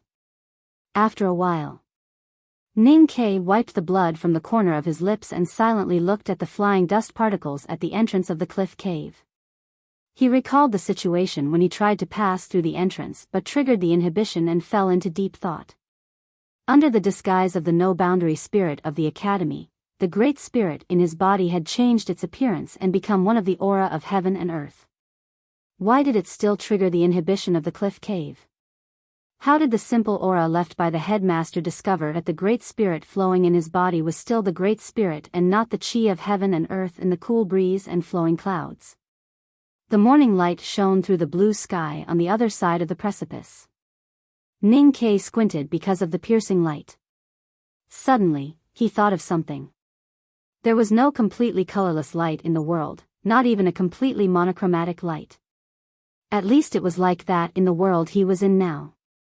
Even if it could not be seen with the naked eye, those invisible waves still had their own colors. Just like the seemingly holy Haotian divine light, it was actually composed of many colors of light.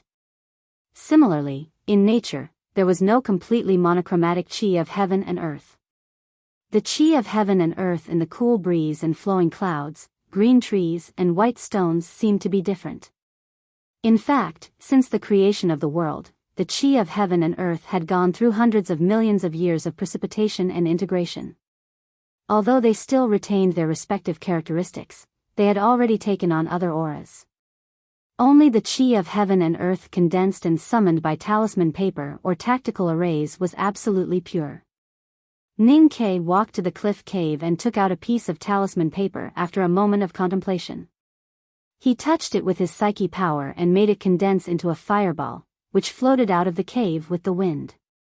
According to his previous thinking, the weak fireball contained the chi of heaven and earth. Then it should not be discovered by the aura of the headmaster and he could easily enter and exit the cave. There was a light sizzling sound. The weak fireball floated to the entrance of the cliff cave and suddenly died out. The inhibition at the cliff cave suddenly appeared and then disappeared. Ning Ke looked at it silently and his face turned a little pale. It turned out that the inhibition left by the headmaster not only did not allow the Great Spirit to pass through, but also any unnatural aura of heaven and earth. In other words, as long as it was a cultivator, even if the psyche power and his sense of perception could only cause a very small fluctuation of the chi of heaven and earth, it would not be able to pass through the cliff cave. Ning Ke thought of the situation of his senior brothers and sisters who came to visit him a few days ago. He noticed that none of them entered the cliff cave or even stretched out their hands towards the line. Only then did he realize that his senior brothers and sisters had probably already known about the incredible nature of the inhibition. He suddenly thought of something and called Sang Sang into the cave. He stared at the little handmaiden who could enter and leave freely and felt that his thoughts were even more confused.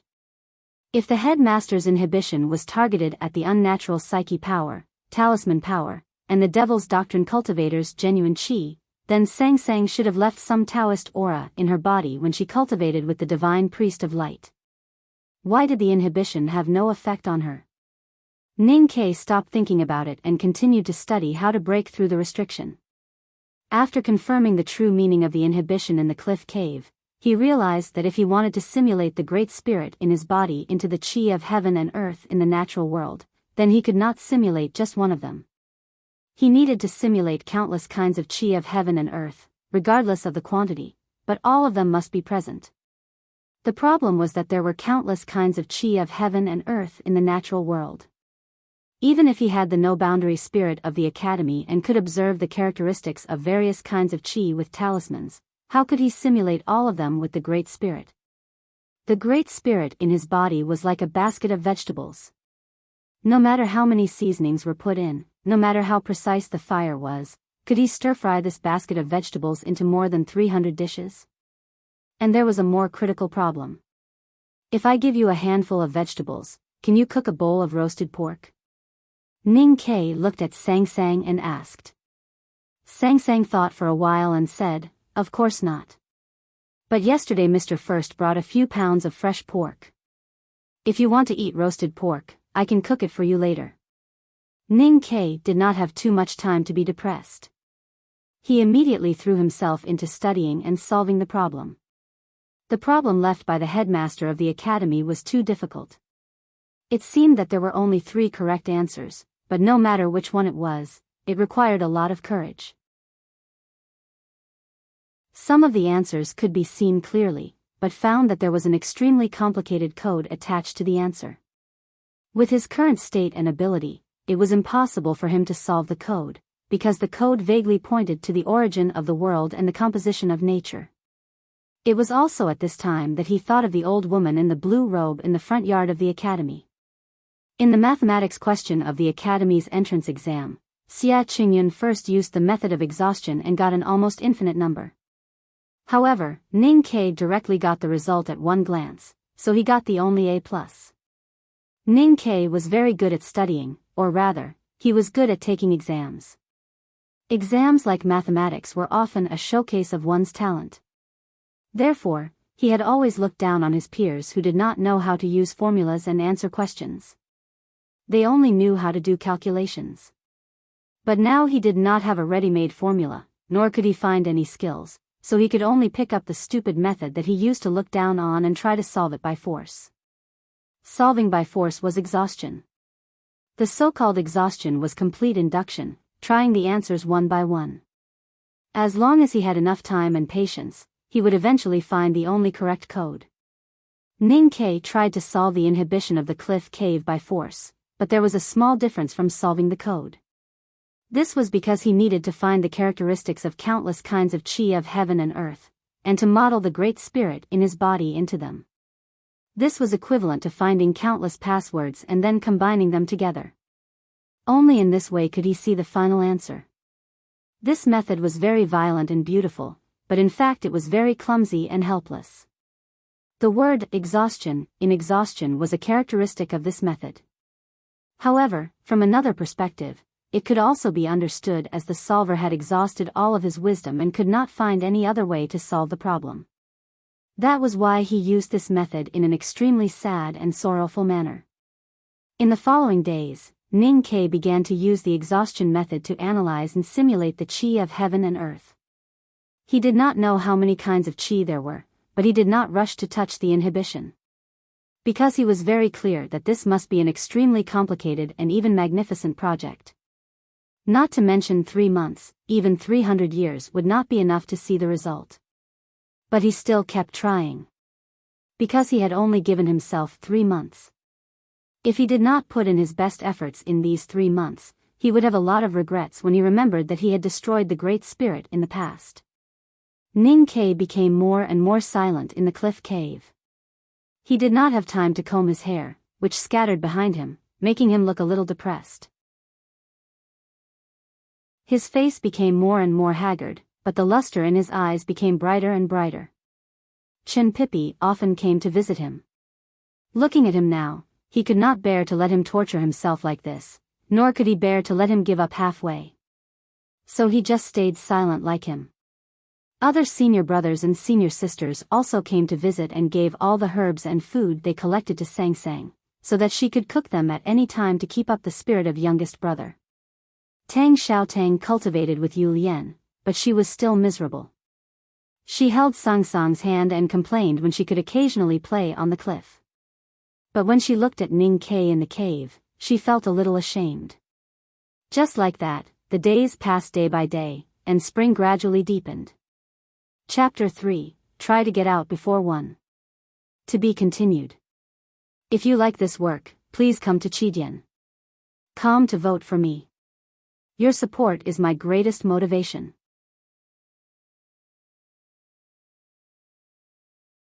Chapter 392. Ning Ke, who was in the cliff cave, had no chance to get close to the new wildflowers in the fields. Fortunately, he could often see bouquets of flowers in the cave. Sang Sang would return to Chang and every once in a while to talk to her parents in the scholar's mansion. But she refused to stay overnight and would rush back to the academy on the same day. She would pick flowers on the way and bring them to Ning Quebec. Ning Ke was imprisoned in the cliff cave and could only learn about what happened outside the academy from Sang Sang and Chen Pipi. And these things seemed to have something to do with him. The Buddhism sect and the Yueluan kingdom were shocked and indignant that the sadhu from the Xiankong temple was killed by him in the Morning Street. However, this was a direct challenge, so the disciples of the Buddhism sect could only remain silent. The Yueluan kingdom, perhaps because of Aunt Cuny Maddie who had lost her beloved son, was overwhelmed by anger. The monarch wrote a letter and sent it to Chang'an, in which he asked the Tang Emperor to punish the murderer. The Tang Empire had never been provoked like this. The emperor was furious and summoned the envoy of Yueluan kingdom to scold the Yueluan kingdom, calling the Yueluan kingdom an idiot. Finally, seeing that the Yueluan kingdom had lost a future master and the Tang Empire was very proud, His Majesty did not send troops to teach the Yueluan kingdom. Instead, he issued an imperial edict that from that day on, the White Tower Temple of Yueluan Kingdom could not preach in the Tang Empire, and the sadhu who were scattered in the countryside must leave the country immediately, or they would be severely punished. Such a strong response naturally shocked the Buddhism sect. The abbot of Lank Temple wrote a letter to Master Huang Yang in Chang'an, confirming that the Tang Empire was only targeting the Yueluan Kingdom and the White Tower Temple, and that its attitude towards the Buddhism sect had not changed. The academy would still send people to attend the Yulan Hungry Ghost Festival. The West Hill Divine Palace remained silent in this incident. When the aftermath of this incident was about to fade, the West Hill Divine Palace suddenly sent a delegation to Chang'an. The delegation was led by the great divine priest of Revelation. There were more than 100 people in it, including the 3 priests of the Revelation Department and the Judicial Department, as well as the personal secretary of the Hierarch Lord. Compared to the delegation that sent Prince Long Qing to the Tang Empire 2 years ago, this delegation was much larger in both scale and rank. The Great Divine Priest of Revelation was one of the 3 great divine priests of the West Hill Divine Palace. In the world illuminated by Haotian's divine light, especially in countries other than the Tang Empire, his status was even higher than that of a king. For a bigwig like the Great Divine Priest of Revelation, even if he left the Peach Mountain and left the West Hill, he would usually quietly cultivate in the secular world. He would rarely appear in front of the world, let alone visit other countries. The destination of the Great Divine Priest of Revelation this time was the Tang Empire, which was the only country in the world that dared to talk to the West Hill on an equal footing. It immediately caused a tidal wave of shock in the world. The royal families of the South Jin Kingdom, Yueluan Kingdom, Yen Kingdom, Song Kingdom, and Great River Kingdom were all nervously guessing the real intention of the West Hill Divine Palace. The West Hill Divine Palace commanded Haotian Taoism and had hundreds of millions of believers in the world. Even though it was the South School of Haotian Taoism that handled the specific religious affairs in the Tang Empire, it still held a very high position in the hearts of the Tang Empire's people. Therefore, the imperial court of the Tang Empire would naturally not treat it like the Yueluan Kingdom. Since receiving the request of the West Hill Divine Palace for a visit, the imperial court of the Tang Empire began to make careful and detailed preparations. For example, the reception standards, when His Majesty would meet the great divine priest, and what kind of etiquette should be used when they met. It was naturally impossible for His Majesty to kneel like other monarchs in the world, and it seemed inappropriate for the great divine priest of Revelation to kneel to His Majesty. In short, there were countless details that needed to be taken care of. The imperial court of the Tang Empire did not have to guess the intention of the great divine priest of Revelation's visit to Chang'an. Even though this made many people nervous and confused, the people in Chang'an were very clear about the purpose of this great divine priest of Revelation's visit. As spring gradually deepened, the great divine priest of Revelation and his delegation finally arrived in Chang'an City.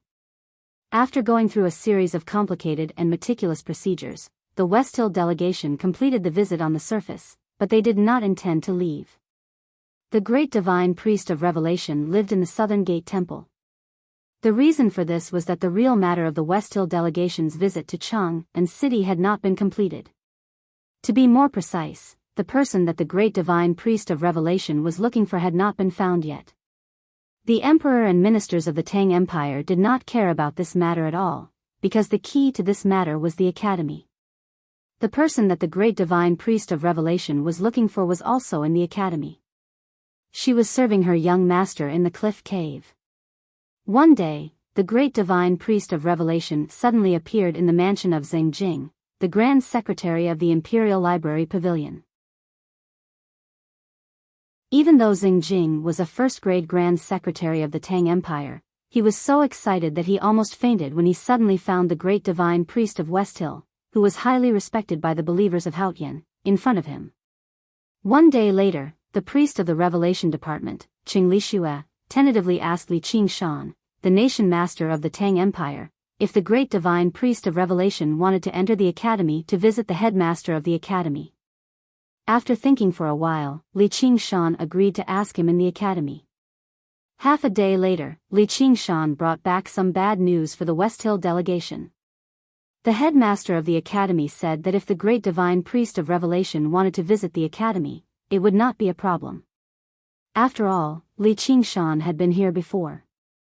However, if you wanted to do that thing, then it would be meaningless even if you saw me.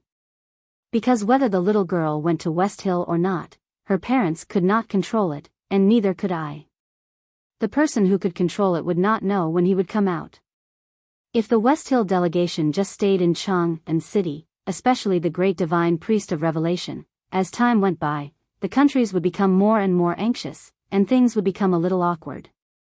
Fortunately, at this time, the long-arranged event finally happened in the northern wilderness according to the original plan. It successfully attracted everyone's attention, and they forgot about the West Hill delegation in Chang'an City. Under the edict of the West Hill Divine Palace, the allied forces of the countries in the Central Plains went deep into the wilderness and met with the cavalry of the left king's palace in the grassland. They launched an attack on the desolate man's tribe that had just moved south from the cold region of the far north for a year. The main force to attack the desolate man's tribe was the cavalry of the left king's palace and the army of the Yan kingdom. The most powerful northeast border military of the Tang Empire was strangely responsible for bringing up the rear and providing logistics. When the cavalry of a tribe in the left king's palace rebelled because of the uneven distribution of resources, the northeast border military of the Tang Empire, which had been silent for a long time, rushed hundreds of miles and used a night to suppress the rebellion. Then, all the men of the rebellious tribe lost their heads. The battle with the desolate man was very bloody and tragic.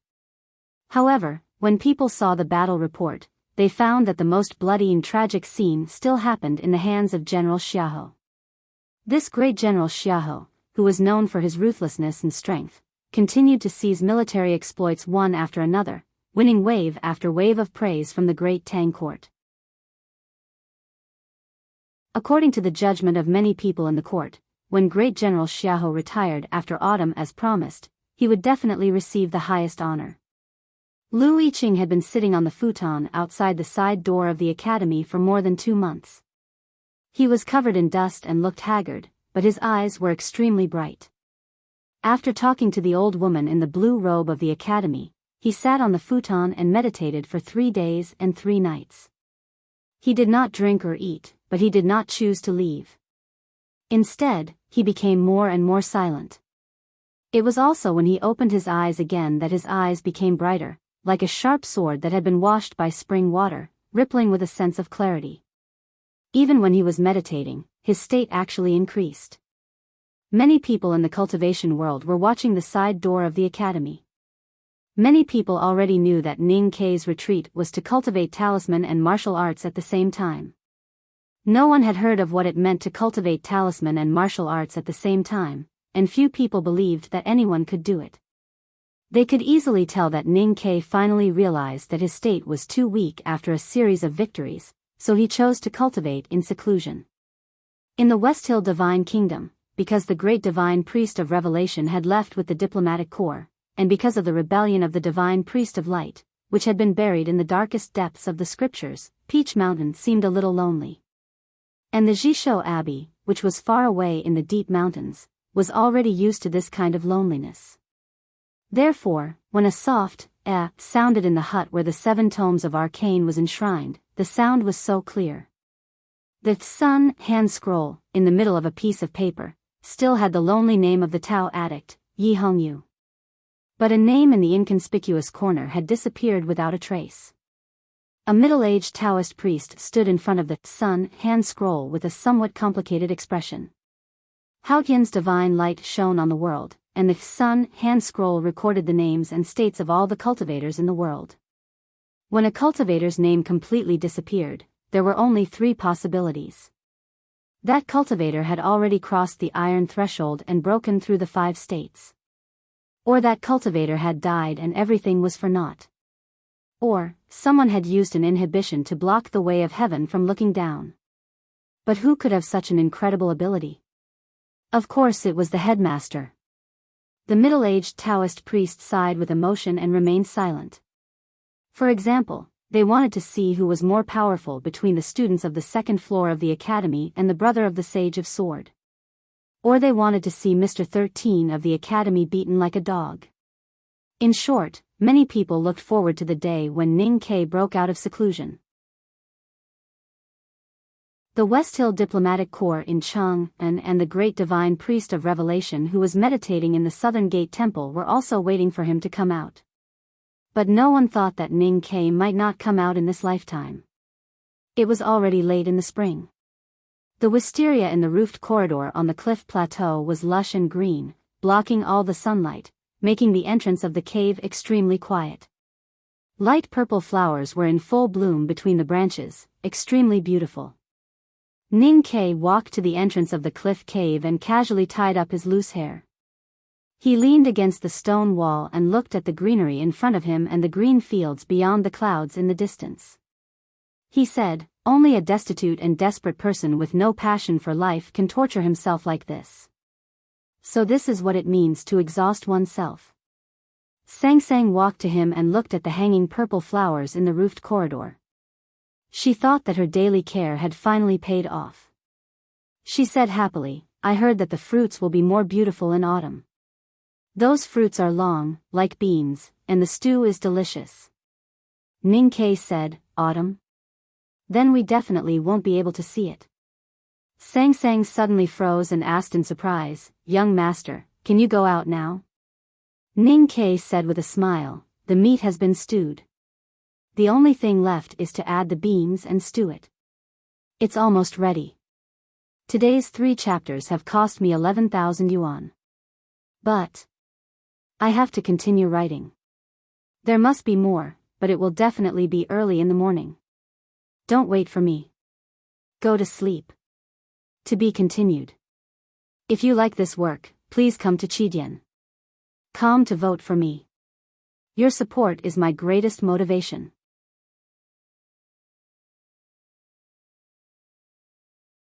Chapter 393. Today, the main dish of lunch in the cliff cave was braised pork. Ning Ke squatted at the entrance of the cave, holding a bowl of rice and chewing the greasy fat in his mouth. He looked at the clear view of the precipice and asked vaguely, Chen Pippi used to come and snatch food whenever he smelled the fragrance of the meat. But recently, he came less often than before. Even if he came, he would leave in a hurry after a short while. What on earth is he busy with? Sang Sang pushed aside the braised pork in the pot with a spatula, leaving only the gravy soaking in the white rice. She took the bowl and squatted down beside him. After thinking for a while, she said, "I don't know either. But the day before yesterday, Tang Xiaotang mentioned that he often helped her solve her problems in cultivation recently." Ning Ke was startled and remembered the conversation about the beast 2 months ago. He sneered and said, "Solve her cultivation problems? My teacher asked him to help me, not to help that little girl. Taoism and the devil's doctrine are always the same. Let me ask you, who was the beast in the back of the mountain today?" Sang Sang didn't understand what he was talking about. Ning Ke suddenly looked at her and asked, "I heard that the great divine priest of Revelation has been to the Grand Secretary's mansion?" Sang Sang nodded and continued eating. Ning Ke asked again, "So you didn't go back to the Grand Secretary's mansion this time?" Sang Sang lowered her head and hummed. Ning Ke looked at her slightly black forehead and asked in a low voice, "What do you think about this? Look at the Divine Hall's behavior. They really take you, the successor of the Divine Priest of Light, seriously.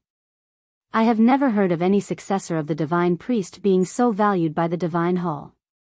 They even sent a great Divine Priest to pick you up." Sang Sang said, "Young master, what do you think about this?" Ning Ke said after a moment of silence, "Although I don't like the Westhill Divine Palace and have never imagined that you would really become the great Divine Priest of Light, I still think it is ridiculous. But if there is such a chance, I have to admit that it is very glorious and powerful. It will be a pity to miss it." Sang Sang suddenly put down the rice bowl in her hand and looked at him seriously and said, "Now it seems that we should think more about how to break through than these small things. The stupid bird finally flew into the forest first, and the stupid man finally got his reward. After racking his brains for dozens of days, Ning Ke once again showed incredible perseverance and patience in the face of a desperate situation. Just like when he walked out of Min Mountain, climbed the old library, and comprehended talismans in the storm, he completed the seemingly impossible task and successfully mastered all the essential characteristics of the aura of heaven and earth. This also meant that he could finally change the Great Spirit in his body into the natural chi of heaven and earth, so that when he walked out of the cliff cave, he would not trigger the inhibitions set by the headmaster. He was confident that he could do it. It was also because of this confirmation that when he failed again and was shaken back into the cliff cave by the restriction, his face became extremely pale, and a rare emotion similar to despair appeared on his face. His judgment was right. The aura left by the headmaster at the entrance of the cliff cave did not react to the Great Spirit in his body. However, to his surprise, when his right foot was about to step over the line, his body suddenly hit an invisible but indestructible wall. Why was that? In the depths of the cliff cave, Ning Ke hugged his head and curled up between his knees. It took him a long time to suppress the despair and thoughts of abandoning himself in his heart, and he began to think seriously again. Suddenly, he understood, but he was really in despair. The aura left by the headmaster at the entrance of the cliff cave would trigger the inhibition once it sensed the Great Spirit or the unnatural chi of heaven and earth. It would simply summon the endless chi of heaven and earth between the cliffs, and then condense into a violent sea, swallowing anyone who tried to break through. And when no one with the unnatural chi of heaven and earth tried to pass through the inhibition, the aura left by the headmaster would become a wall, a fence. Compared to the violent sea of chi of heaven and earth, the aura did not seem that scary, but it was, after all, the aura left by the headmaster. How could it be that easy to pass through? Perhaps it was really easy. Even with Ning Ke's cultivation at the lower level of the see-through state, he could still pass it. This was because he had the Great Spirit and he had learned the method of cultivating qi recorded at the end of the book, Examination of the Origin. As long as he could cultivate the Great Spirit in his body to a majestic level, or even a little more vigorous, he could probably break through the wall left by the headmaster. In other words, he was just short of one breath, the Great Spirit. However, the more powerful the Great Spirit in his body, the more dangerous it would be to trigger the inhibition when passing through the cliff cave. Once the inhibition was triggered, the sea of qi of heaven and earth would become more violent. He could indeed turn all the Great Spirit in his body into the natural qi of heaven and earth, but it had already exhausted him for 3 months, not to mention a larger amount of Great Spirit. He really did not have the energy and determination to repeat the process that he had repeated countless times. It was precisely because of this that Ning Ke had stopped cultivating the Great Spirit in the past 2 months. And he vaguely understood that if he really continued cultivating the Great Spirit, he would not only be tortured like now, but he might even end up like his youngest uncle. This possibility made him vigilant and even afraid. This was a contradiction. This was the last question that the headmaster had given him. To see the light in a hopeless situation, but there was a great risk hidden in the light. At such a time, what would you choose? Would you continue to wait in silence, waiting for the sky to become brighter, or the sky to never brighten again? Or would you gamble with your life, bravely or crazily take another step towards the sky? Sitting on the cliff cave floor, Ning Ke painfully thought for a long time, but he did not come up with an answer. Instead, his mood became more and more depressed, and he muttered to himself, "Is there no end?" He did not know who he was asking this question to, the headmaster or God. His voice was a little louder, but it was still the same 4 words, "Is there no end?" He suddenly stood up, grabbed the bamboo chair beside him, and forcefully threw it against the cliff cave wall. With a crisp sound, the bamboo chair broke into pieces and became a pile of rubbish. He had been imprisoned in the cliff cave for 3 whole months, seeing hope, then disappointment, and then despair. He kept repeating this process, which was boring and tiresome. At this moment, he finally broke down. "Is there no end?" Ning Ke shouted angrily, grabbed everything he could grab, and forcefully threw them against the cliff wall, bamboo chair, soup urn, water basin, brush, ink, paper, inkstone, and even the 2 books. It seemed that this was the only way he could vent the extremely depressed and unresigned sullenness in his heart. Everything in the cliff cave was smashed by him.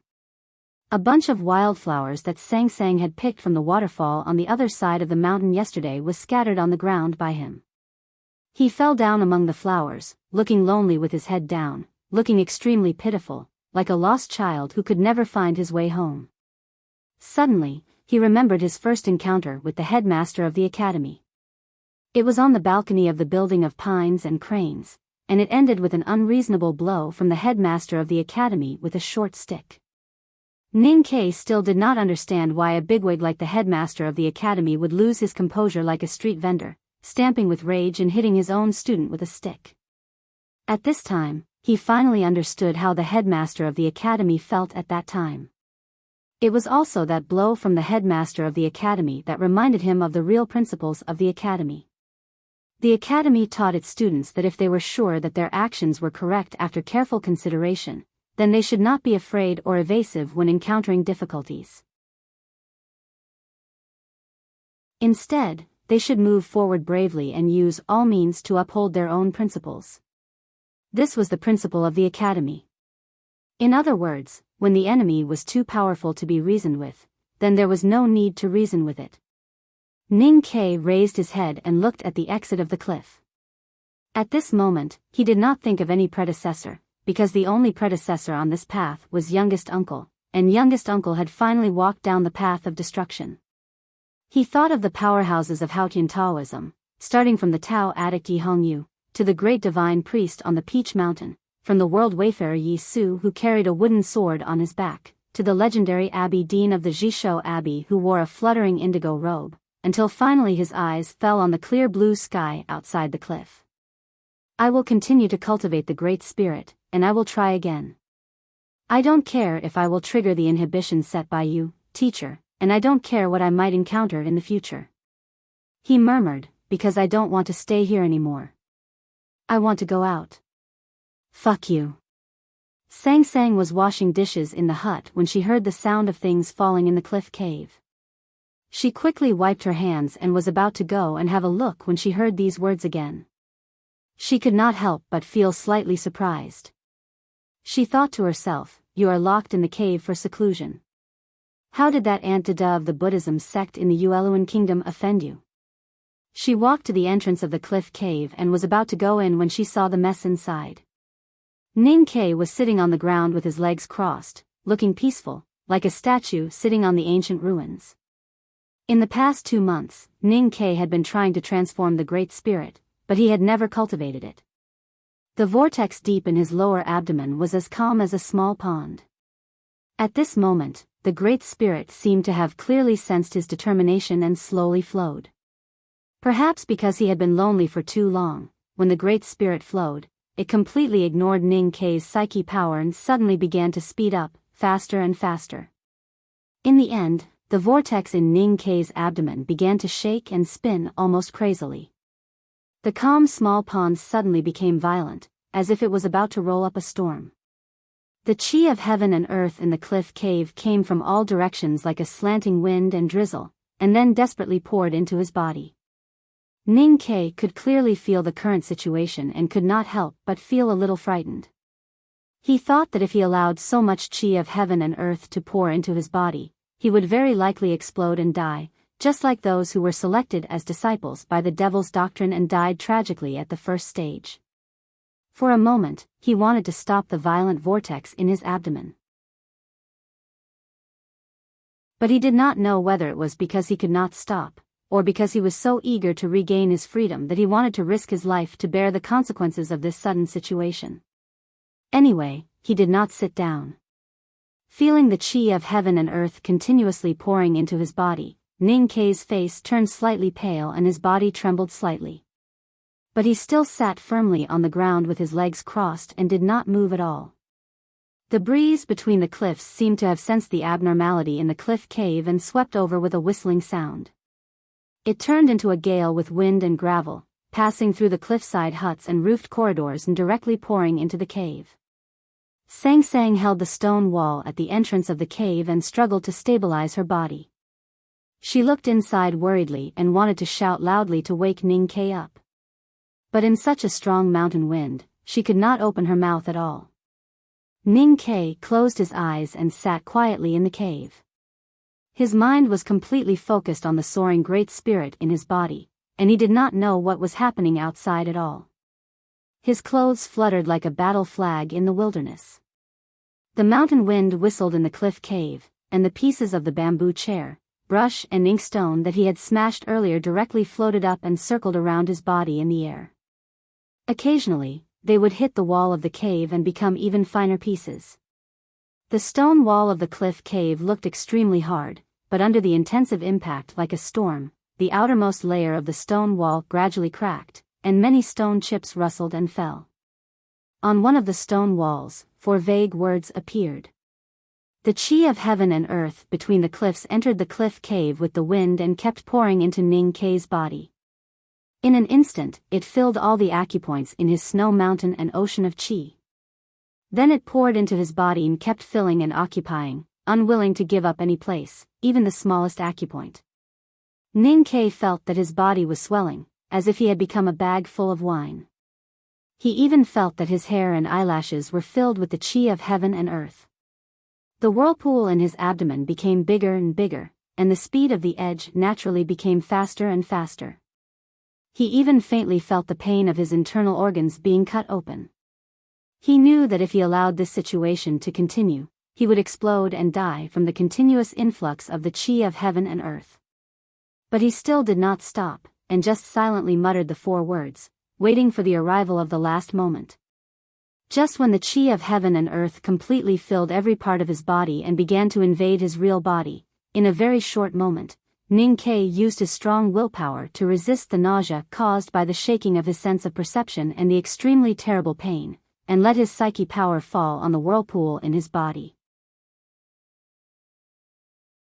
For many years, he had been constantly meditating because he wanted to cultivate. Whether he could cultivate or not, he meditated to cultivate psyche power. He meditated when he was sleeping, when he was in a daze, when he was writing, when he was brewing medicine for Sang Sang. He meditated all the time. He had paid a perseverance and desire that ordinary cultivators could not bear. So after he could cultivate, he had an abundant psyche power that ordinary cultivators could not imagine. So when the chi of heaven and earth had poured into his sense of perception, squeezing out the last bit of space and dispersing almost all of his psyche power, he could still maintain the last bit of clarity and psyche power. When the psyche power fell, a light suddenly flashed in Ning Ke's already muddled sense of perception. The light was like lightning, and it woke him up instantly. He thought of the simple aura left by the headmaster at the cliff cave. That simple aura could summon all the chi of heaven and earth between the cliffs, and then compress and condense it into a square rain sea, isolating the cliff cave from the outside world. Since the chi of heaven and earth could be compressed, then the chi of heaven and earth in his body could also be compressed. The 3 months that he was imprisoned in the cliff cave turned into countless images that quickly flashed in front of his eyes. The inhibition at the entrance of the cliff cave, the violent sea of chi of heaven and earth, the forbidden book called Origin of Chi of Heaven and Earth, the last chi cultivation skill in the forbidden book, the nameless book recorded the Academy's no boundary spirit, and countless kinds of chi of heaven and earth. These fragments of information kept colliding and combining, deconstructing and reconstructing. It turned out that to be free, one needed freedom. Ning Ke no longer worried about whether his body would explode, nor did he care about the dizziness and pain. He just calmly looked at the whirlpool in his body, letting it freely spin and expand at a high speed. The most critical moment came. The majestic chi of heaven and earth occupied Ning Ke's body. At this moment, a wonderful scene happened. The rapidly expanding Great Spirit whirlpool that was about to break through space seemed to have become a little thin because of the extreme expansion. Although it would soon be filled by new chi of heaven and earth, at that moment, the number of the whirlpool itself seemed to be unable to resist the gravity of the center of the whirlpool, and there was a slight tremble. Then the whirlpool began to shrink. Although the speed of the whirlpool's contraction was very slow at the beginning, it accelerated very quickly. In a split second, it had actually shrunk to only half of its original size. This was no longer a contraction, but a collapse. Before Ning Ke had time to react, the majestic Great Spirit whirlpool had completely collapsed into the center of the whirlpool, turning into a small black dot.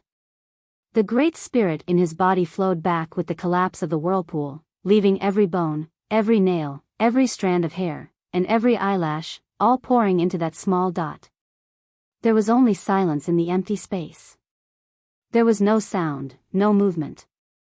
There was only a drop of water-like liquid, suspended in the center of the space. The drop of liquid had no color, crystal clear, and was as pure as water. Ning Ke looked at the drop of water, and his mind moved slightly. The transparent drop of water suddenly began to shine with golden light. It was extremely beautiful. Every ray of light contained the Great Spirit. Wisps of them flowed through his body like a spring breeze and drizzle, moisturizing every part of the dry land. The cliff cave returned to peace. There was no more storm of chi of heaven and earth. The mountain wind that swept from between the cliffs gradually stopped. The pieces of the bamboo chair, brush, and inkstone fell on the ground. Only the bunch of wild flowers that Sang Sang had picked was torn into pieces by the wind, and now the petals were relatively light. They slowly danced with the breeze around Ning Ke, like countless butterflies. Ning Ke slowly opened his eyes. The petals fell on his body. The cliff cave was full of wreckage. Ning Ke picked off the petals on his body and walked to the cave wall that had a crumbling outer wall. There were 4 words on the stone wall, drawn like a sword, full of unyielding pride. It must have been written by youngest uncle when he was imprisoned in the cliff cave, but somehow it was covered by the stone wall. Ning Ke had also said these 4 words before he decided to take this gamble. At this time, looking at the 4 words left by youngest uncle on the cave wall, Ning Ke finally understood what the key to breaking the inhibition of the cliff cave was when he recalled his emotions when he said these 4 words.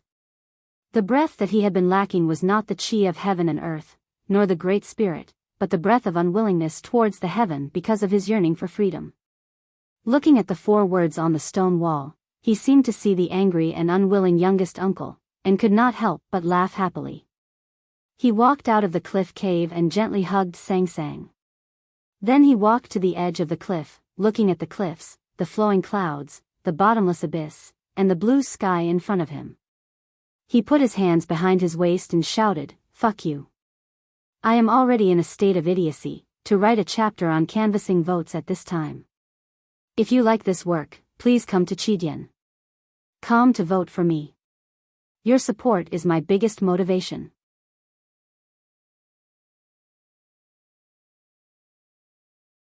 Chapter 394.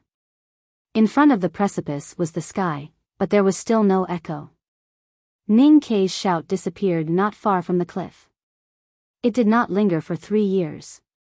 Looking at the beautiful scenery of the precipice, Ning Ke suddenly turned around and walked into the cliff cave. But when he was about to enter the cave, he subconsciously stopped. Sang Sang said, "If you want to have a look, go in and have a look. I will accompany you." Ning Ke nodded and walked in with her again. He had been imprisoned in this cliff cave for 3 months, and his spirit and willpower had been severely tested. During those nights of despair and contemplation, he had thought countless times that if he could break through the inhibition and get out of this cliff cave, he would immediately take Sang Sang to escape from the cliff plateau and never come back to this cliff cave for the rest of his life. However, when he really broke out of the cave and walked back to the cliff cave, he suddenly found that his mood was so calm. The stone walls in the cave that made him extremely tired and depressed seemed to have a lot more natural beauty now, and the scene in front of him was completely different from the past. Only those who had experienced wind and rain could see the rainbow. Those who had experienced wind and rain suddenly looked up and saw the rainbow outside the cliff plateau, which must be the most beautiful. From the outside into the cliff cave, it was a bit dark. It was the first time for Ning Ke to walk into the cave from the outside in 3 months, so he was not used to it. He stretched out his right index finger. The extremely pure Great Spirit was slowly released from the water droplet in his abdomen. It passed through the passageway and entered the ocean of qi and mountain of snow. It flowed from the meridians to the fingers of his arm and then turned into a round white flame. Sang Sang looked at this scene in a daze, and subconsciously stretched out her slender finger to the side of Ning Kei's index finger. She slightly moved her mind, and then a white flame appeared. The two flames instantly lit up the cliff cave as if it were daytime. There was no difference between the two except that the flame between Sang Sang's fingers was unusually solemn and sacred. The two looked at the flame on each other's fingertips and smiled. Ning Kei asked, "This is Haotian's divine light?" Sang Sang nodded. Just like the theory in the Forbidden Book, most of the aura of heaven and earth in the world came from the sun and the sky. No matter how many different auras it became under the carving of time, it was the same thing in the origin. There was no essential difference between the Great Spirit and the divine light summoned by the divine skill. However, time was the greatest existence in the world after all. It was still unimaginable to erase its traces on the Great Spirit and eventually make the Great Spirit and Haotian divine light identical in substance and form. Kuharan had done it back then. He had cultivated the Great Spirit to the extreme, so he no longer needed to simulate all kinds of qi of heaven and earth. Instead, he cultivated all the qi of heaven and earth in his body into the purest existence. When all the colors of light fused together, it became transparent and colorless sunlight. All the qi of heaven and earth fused together and became transparent and colorless sunlight. The sunlight was the Haotian divine light. The only difference between the Great Spirit of the Peak Realm and the Haotian divine light was that it lacked the majestic and sacred aura given by the way of heaven. However, the Great Spirit had more aura than the Haotian divine light. The divine light belonged to Haotian and was only given to the immortal cultivators. The Great Spirit, on the other hand, belonged to the cultivators themselves and had their own pride and integrity. Other than these subtle but irreconcilable differences, the Great Spirit of the Peak Realm and the Haotian divine light were essentially the same. The Haotian divine light could transform into countless kinds of qi of heaven and earth. Therefore, when the powerhouses of the West Hill Divine Palace cultivated the divine skills to the peak, they could often understand all kinds of skills. The same was true for the Great Spirit. That was why the youngest uncle Kuharan could understand all kinds of skills when he understood the divine skills of the West Hill. He did not even need to learn. He only needed to take a look and he could understand the mystery of the West Hill divine skills. He carved thousands of sword marks on the stone walls of the Devil's Doctrine and built a confinement array with the Great Spirit in the sword marks. Ning Kei looked at the round ball of light on his finger and understood everything. Of course, he had not cultivated the Great Spirit to the terrifying state that the youngest uncle had in the past. However, he had understood this principle and could do some of it. After 3 months of isolation in the cliff cave, he finally found the answer in order to solve the problem left by the headmaster of the academy. In the process, he also gained a lot of benefits. In addition to the changes in the Great Spirit, the most important thing was that he seemed to see some of the most basic structures of the Haotian world. He even vaguely saw the nirvana that he had never dreamed of. These were all extremely precious treasures, and these treasures would continue to support and help him in his long cultivation career in the future, so that he could go further. Because he was clear about this, Ning Kei had a deeper understanding of the words that the second brother had told him twice about the connection between fate and perseverance. At this moment, Ning Kei seemed to be proud, but he did not look proud at all. He walked to the peeling stone wall and knelt on the ground to make a disciple's bow, just like how he did in the bottom of the Daming Lake and when he saw the youngest uncle's handwriting at the front gate of the Devil's Doctrine. It took the youngest uncle 3 years to leave the cliff cave, but it only took him 3 months.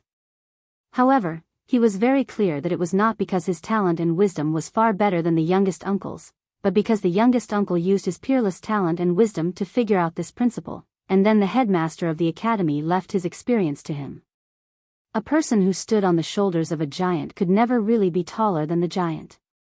He, who inherited the youngest uncle's legacy, was just a student. When he could have his own understanding of the world beyond the wisdom and experience of his teachers and build a new system, then he could become a real giant. Only then could he return to the cliff cave and proudly tell the youngest uncle that he was no longer a student.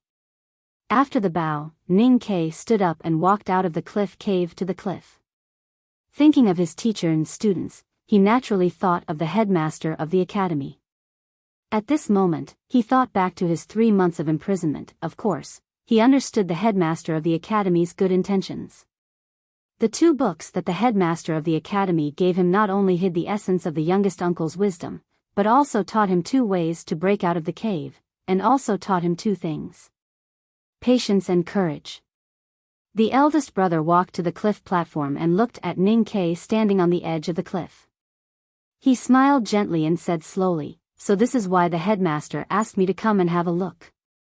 Ning Ke bowed respectfully and said, "Eldest brother, you have worked hard these days."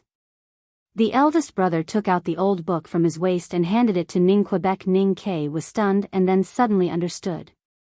Looking at the old book in front of him, he said unbelievably, "This is the 3rd book that the headmaster wants me to read?" The eldest brother said, "Yes." Ning Ke was so shocked that he couldn't say anything. He didn't expect that the 3rd book that the headmaster taught him could only be read after he broke out of the cave. What really shocked him was that the 3rd book turned out to be the Tomes of Arcane.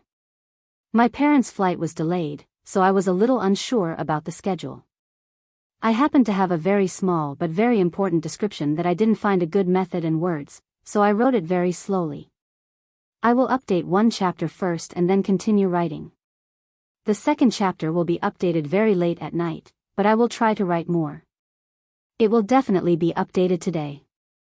I advise you not to stay up late like me and read it tomorrow. I have no choice." To be continued. If you like this work, please come to Chidian.com to vote for me. Your support is my greatest motivation.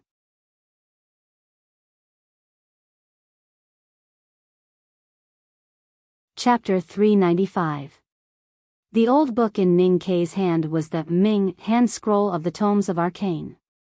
Last autumn, the West Hill Divine Palace issued an order for the Central Plains countries to organize a coalition army to attack the Left Tent Palace. However, countless powerhouses secretly sneaked into the depths of the wilderness.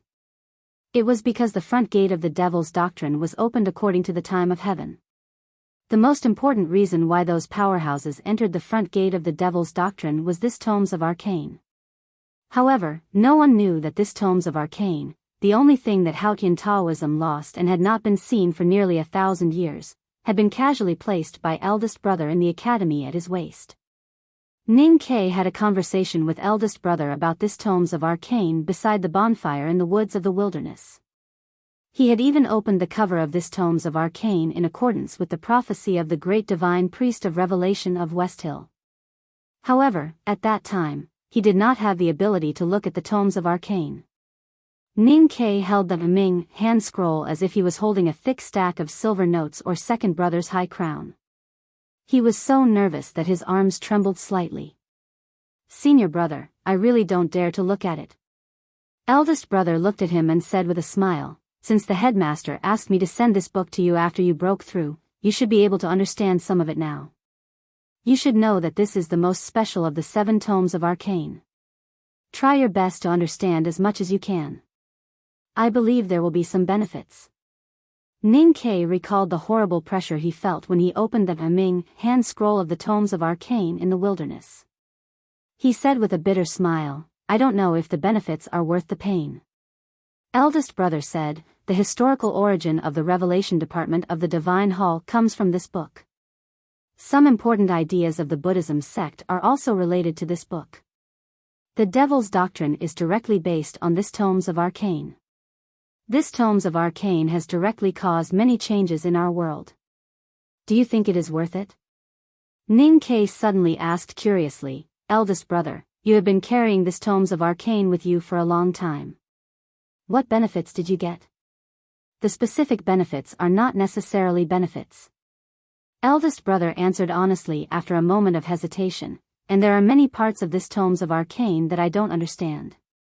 Ning Ke thought of something and said, "Senior brother once said that if the 7 volumes of Tomes of Arcane were to be opened in the world, there would be signs for everyone to see. Senior brother can isolate the aura of the Tomes of Arcane, but I don't have that ability. Once I open the Ming hand scroll, wouldn't it be equivalent to telling others that the Tomes of Arcane is in the academy?" The eldest brother looked at the cliff cave. Ning Ke immediately understood. Walking into the cliff cave, Sang Sang had already cleaned the ground in advance. Ning Ke sat cross-legged and calmed his mind. Then, without hesitation, he reached out and slowly opened the cover page of the Ming hand scroll of the Tomes of Arcane. When his fingers opened the cover, an extremely calm and tranquil aura emerged from the yellowish paper and began to spread throughout the cave. The aura of the Ming hand scroll of the Tomes of Arcane did not belong to the mortal world.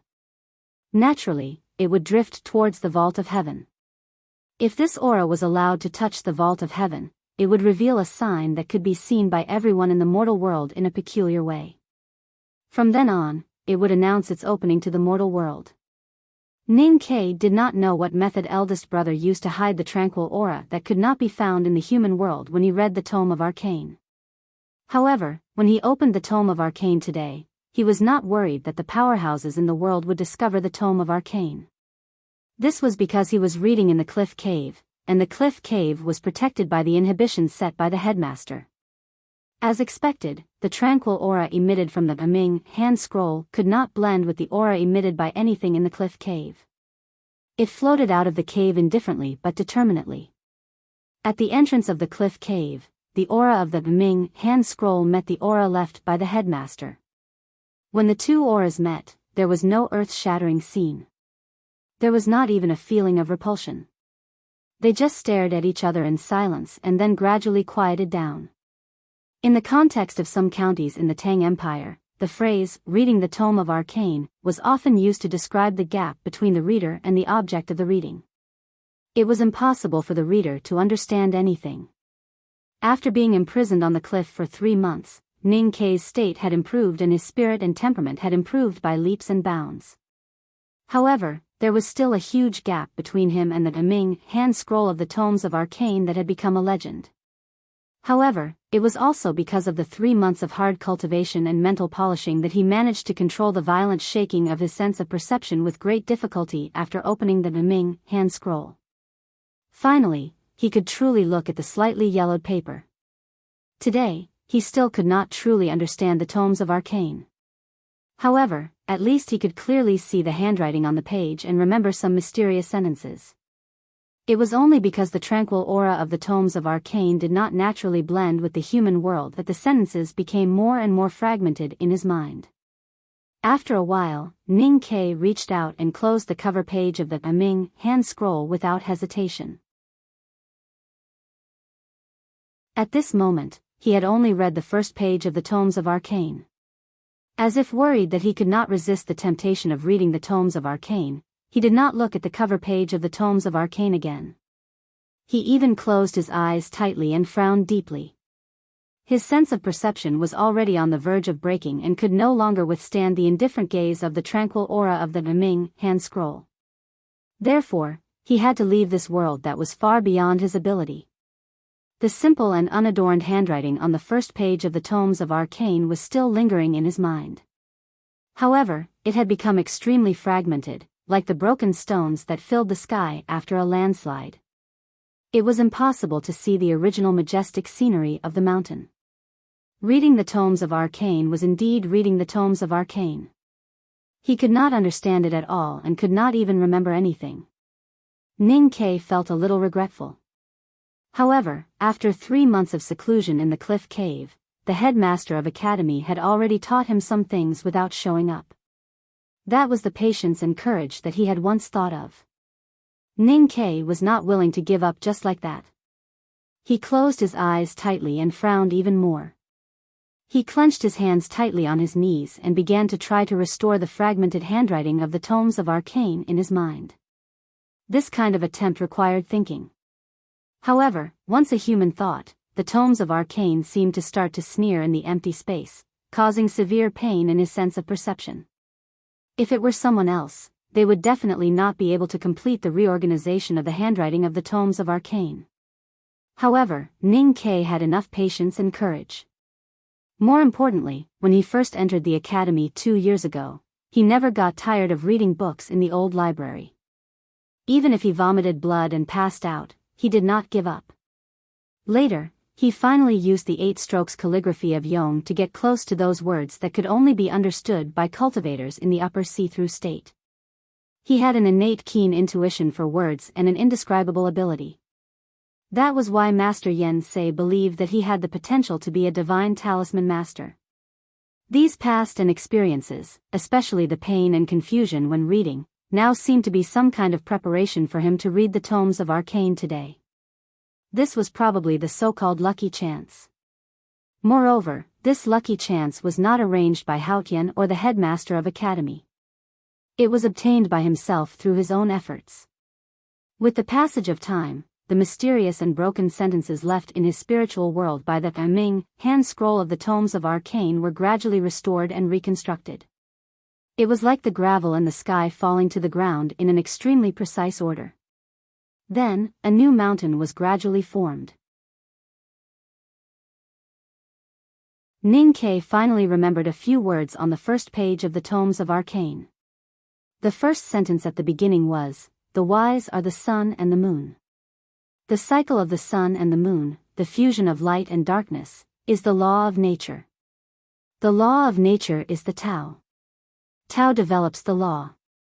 When the law enters the end, the night comes and the moon appears. Ning Ke did not understand what these words in the tomes of arcane meant, but he felt an unprecedented chill and fear. Especially when he thought of a certain key point, he suddenly woke up. He looked up at the cliff cave and found it was already late at night. Then he realized that he had been thinking for a long time unconsciously. The tomes of arcane on his knees had disappeared, and eldest brother and Sang Sang were nowhere to be found. Above the cliff at night, the sky was full of stars, but there was no moon. Ning Ke had seen the moon. In this world, he missed the moon countless times, whether it was as round as a silver plate or as curved as a delicate eyebrow. However, he had never seen it again. So he was very sure that there was no moon in this world, and even people in this world did not know what the moon was.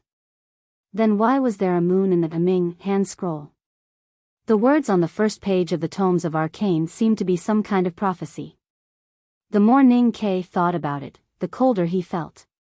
So after a while, he noticed the back of the tall figure at the edge of the cliff.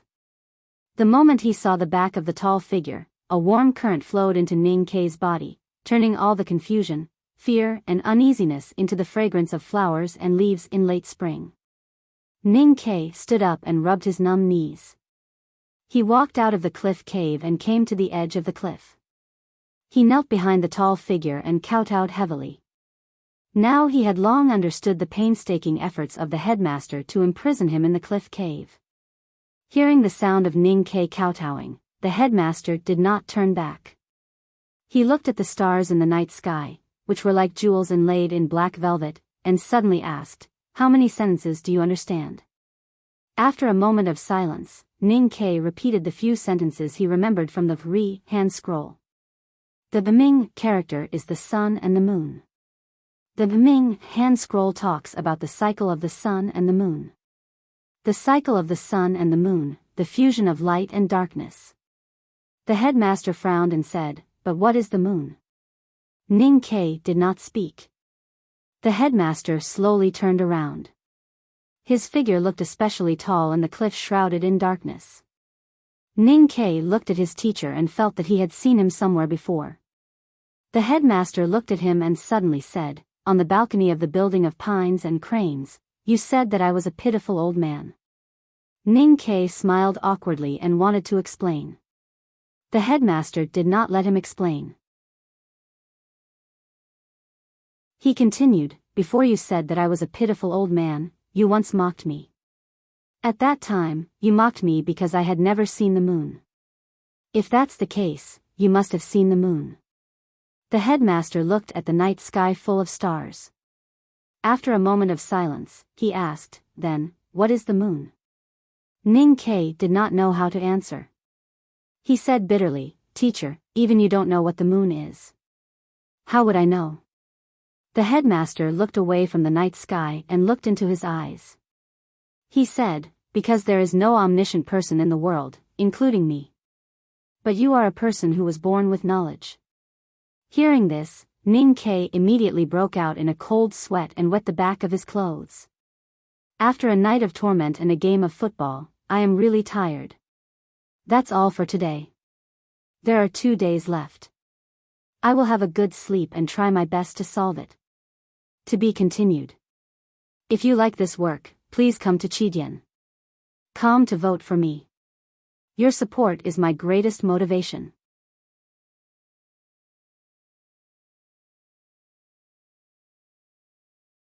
Chapter 396. The word moon had always existed in this world, such as the Ueluan kingdom, the famous laurel in the Ueluan kingdom, and the white color of the moon, which was derived from the color of the laurel petals. However, the word moon in this world had no specific meaning. It was as vague as light and muddy.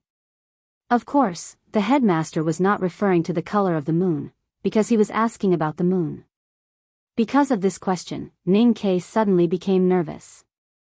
According to his usual style, he would definitely try his best to play dumb at this moment. However, if he played dumb now, he would really be a fool. Because the headmaster had already pointed out that he was a person who was born with knowledge. Ning Ke lowered his head and felt the cold sweat flowing down his back, gradually wetting his clothes. After a long silence, he said in a trembling voice, "The sun and the moon rotate, and light and darkness are opposite. I think that the moon might be something that corresponds to the sun. The sun appears in the day, and the moon appears in the night." The headmaster said, "Be more specific." Ning Ke looked at the cliff in front of him, at the flowing clouds under the starlight, and fell into a long silence again. Then he said, "It might be a huge stone ball floating in the night sky. Because it can reflect the light of the sun, it appears very bright at night." He could not explain why he could describe the moon that did not exist in this world. The headmaster looked at him and smiled. He helped him to give an explanation that might not be reasonable, but at least it was reasonable. "It seems that what you saw in your dream was very interesting." Hearing the word dream, Ning Ke looked up at the headmaster who was standing by the cliff. He looked at the headmaster's clothes dancing in the night wind, and vaguely seemed to catch something. "This idea is indeed very interesting." The headmaster turned to look at the night sky and said admiringly, "The eternal night always needs some light. Everything in the world corresponds to each other. If the sun appears in the day, it is not bad to have a corresponding moon. But if there is a moon, where would it be? If the moon reflects the light of the sun as you said, doesn't that mean that the sun is also in our world at night, but we can't see it? Then where is the sun at night? Is it really like when the west moves and the mountains set, falling below our feet, and then rising again in the morning? Doesn't that mean the sun is revolving around our world? But the world we live in is a flat and open land, and the edge is an endless abyss. Why did I wait for more than 10 days, but I didn't see the sun set into the abyss, and it just disappeared so suddenly?" The headmaster looked at the night sky with his hands behind his back and murmured to himself. He was not talking to Ning Ke, but to himself, who had been searching for the answer for countless years. After a while, he looked at Cheng and city in the distant wilderness and said with a frown, "There are still many places that are impassable. If this world were a ball, it would be connected." People in the secular world were used to the sun rising in the east and setting in the west. They were used to being shrouded in the radiance of Haotian day after day, just like they were used to the breakfast stalls on the street and the moss on the edge of the well. They never had any questions about these things, let alone wondered why these things existed. But the headmaster was not a person of the secular world. He needed to think. Few people in the world could understand what he was mumbling to himself. Those who heard it would even think that the headmaster was a crazy old man. Ning Ke understood some of it. He was a little confused, but then he admired the headmaster. The headmaster obviously had no knowledge of astronomy. He was about to touch the truth of the world just by following Ning Kei's simple explanation. However, the truth did not belong to this world, but another world. He did not know that the other world existed in the distant past, but in the future. I have looked at this night sky for many years. The headmaster pointed at the high and dark sky above the cliff and the stars hanging in the sky. He said, whether it was many years ago or many years later, the stars have always stayed in their original positions and have not changed at all. This means that the relative positions of the earth and the sky are fixed. This stability is filled with a classical and solemn eternal beauty. But it is a little boring after looking at it for a long time. Ning Kei looked at the night sky along his teacher's arm. He did not know what the headmaster was trying to say. But since the beginning of the Tianqi era, the stars in the night sky have been getting dimmer day by day. Mortals can't see the difference, but I know they are getting dimmer. The headmaster said, there was one time when the darkening process was seen by the officials of the imperial astronomer. That was why there was the comment, the stars are covered by the night sky, and the country will not be peaceful. Ning Kei knew that it was this comment from the imperial astronomer that caused the Tang Empire to fall into a dispute. It indirectly caused Li Yu to marry into the grassland a few years later. However, he only knew that the comment was true after hearing the headmaster's words today. At least the first half of the sentence was true. It turned out that the stars in the night sky were really getting dimmer. How could it be a matter of the country not being peaceful? The headmaster laughed. Ning Kei's mood was slightly relaxed. He did not expect the headmaster to continue. If the whole world has entered the eternal night, how could the Tang Empire not be the only country that is not peaceful? Thinking of the sentences in the Ming hand scroll that were similar to prophecy and some legends, Ning Kei could not control the nervousness and fear in his heart. He asked, "Teacher, is there really an underworld invasion?" The headmaster said, "The Ming hand scroll of the tomes of arcane foretold the arrival of the night. There are also related legends in the West Hill teachings and the ancient volumes of the Buddhism sect. Because of these prophecies and legends, many wise men have thought about it for countless years. 1,000 years ago, the divine priest of light went to the wilderness to preach, but he founded the devil's doctrine. The Buddhism sect's temples stayed in the deep mountains and did not move. It is probably related to this.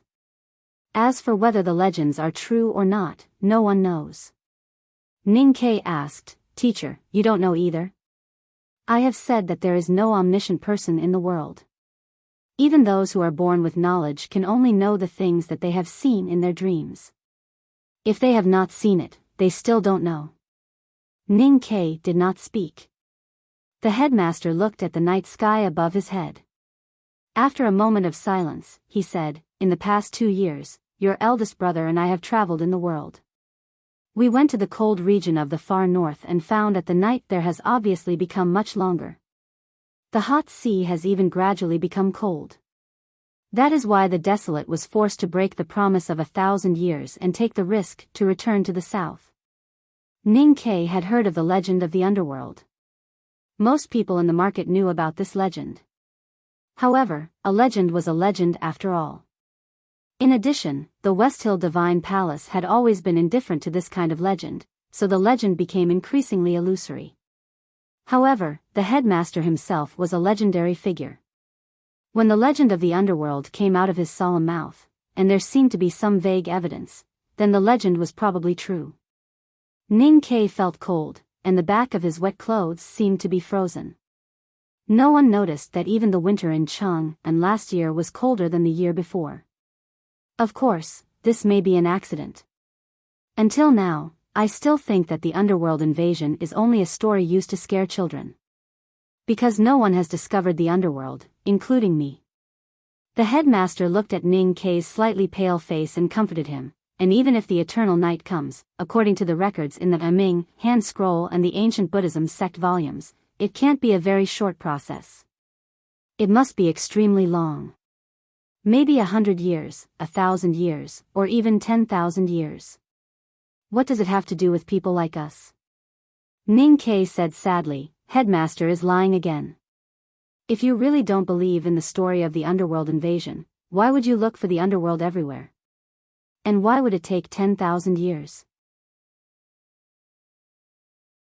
Then tell me, where is the underworld? The headmaster looked at Ning Ke with a smile. His smile seemed to hide an incomparably rich meaning. He asked, or, in your dreams, which direction is the underworld in the world? Ning Ke felt the headmaster's gaze and thought of the bizarre story of his own life by the great divine priest of light. The cold sweat on his clothes instantly disappeared without a trace. Was he really the son of Yama? Did the headmaster already know that he was the son of Yama? Ning Ke couldn't accept this because he didn't know what Yama was, and he clearly knew where he came from. If this was true and he was really the legendary son of Yama, then the bloody storm that the Westhill Divine Palace set off in Chang and back then seemed to have some kind of reason. And he hated this kind of reason, even if it was unreasonable. Looking at his anxious expression, the headmaster smiled and said, when people think, Hao Tian always laughs. If the underworld really exists and will invade the human world, that is something that the supreme way of heaven needs to consider and is qualified to consider. As a child, what can you do? What can you change? If you can't do anything, then what's the point of you being so painful and anxious? Ning Ke didn't agree with the headmaster's attitude. Thinking of the scene of eldest brother understanding the Tao in the morning and entering the Tao in the evening, he thought that it was okay for him to understand the Tao in the morning and die in the evening. Even if he couldn't change the final ending of the world and might not even see it, he could live happily with Sang Sang in the human world until his hair turned white. But anyone who could think would always want to know what was the end of time and why all this happened. However, since the headmaster didn't want to discuss this matter anymore, especially with him, no matter how he asked, he wouldn't say a word. Ning Ke lowered his head and kept silent for a long time. Suddenly, he raised his head and looked at the headmaster. He asked seriously, then teacher, please tell me how youngest uncle died. Then he added, this matter is meaningful to me. He knew that this matter was indeed meaningful to Ning Ke because he was now walking on the path that youngest uncle had walked and he wanted to change the ending of this story. This is the first chapter. The second chapter will come out before 11:30. To be continued. If you like this work, please come to Chidian.com to vote for me. Your support is my biggest motivation.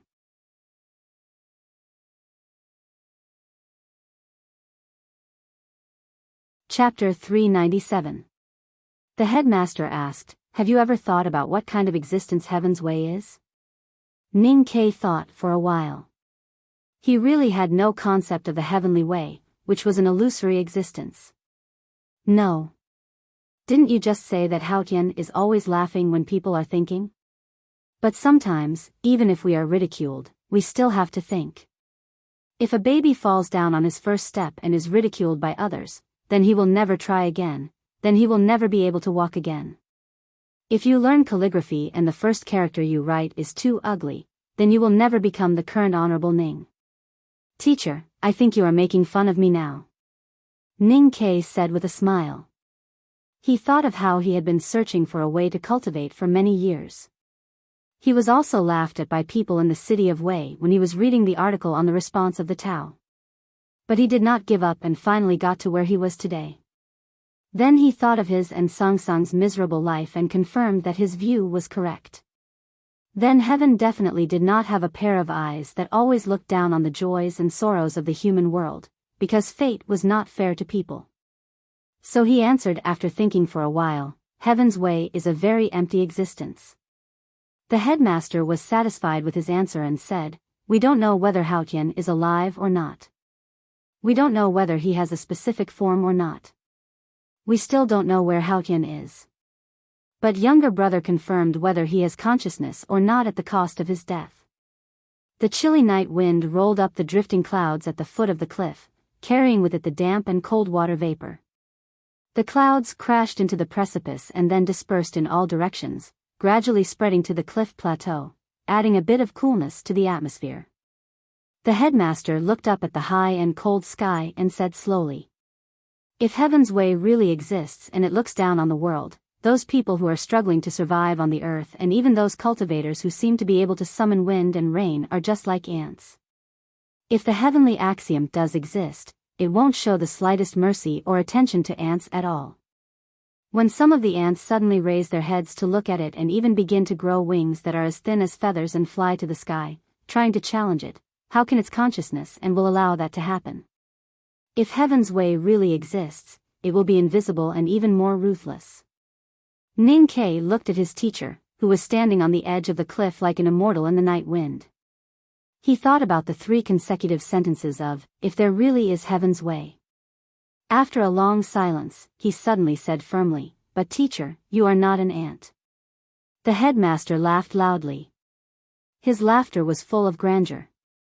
The laughter suddenly rose from the edge of the cliff and pierced the high and cold night sky. The sea of clouds between the cliffs was terrified and turbulent. It was not until the laughter of the headmaster gradually faded away that the clouds returned to calmness. The headmaster stood at the edge of the cliff and looked at the stars and clouds. After a long silence, he suddenly sighed and said, "It's a pity that there are no bugs." The Korean tiger chicken was the simplest form of drinking, but Ning Ke knew that the headmaster did not say it because he wanted to drink.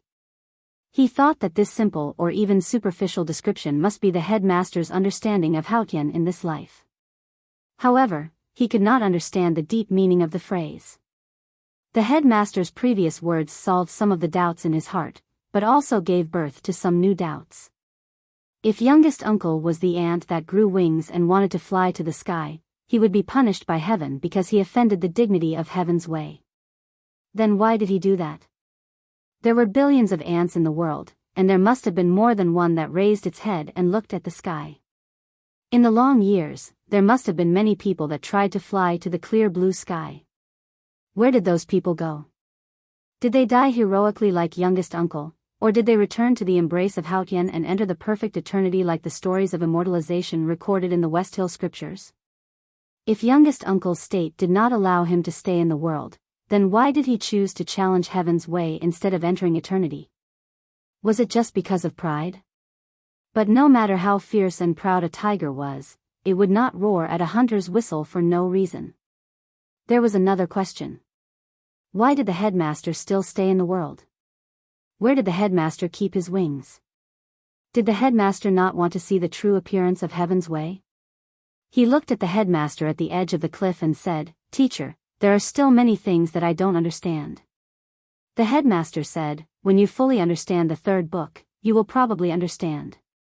Ning Ke knew that it was not something that could be done in a short period of time. After a moment of silence, he got rid of the atmosphere of this mysterious conversation and returned to the real world. He sincerely asked, "The Great Spirit in my body can disguise as the aura of heaven and earth, but it is not easy to cover up my body.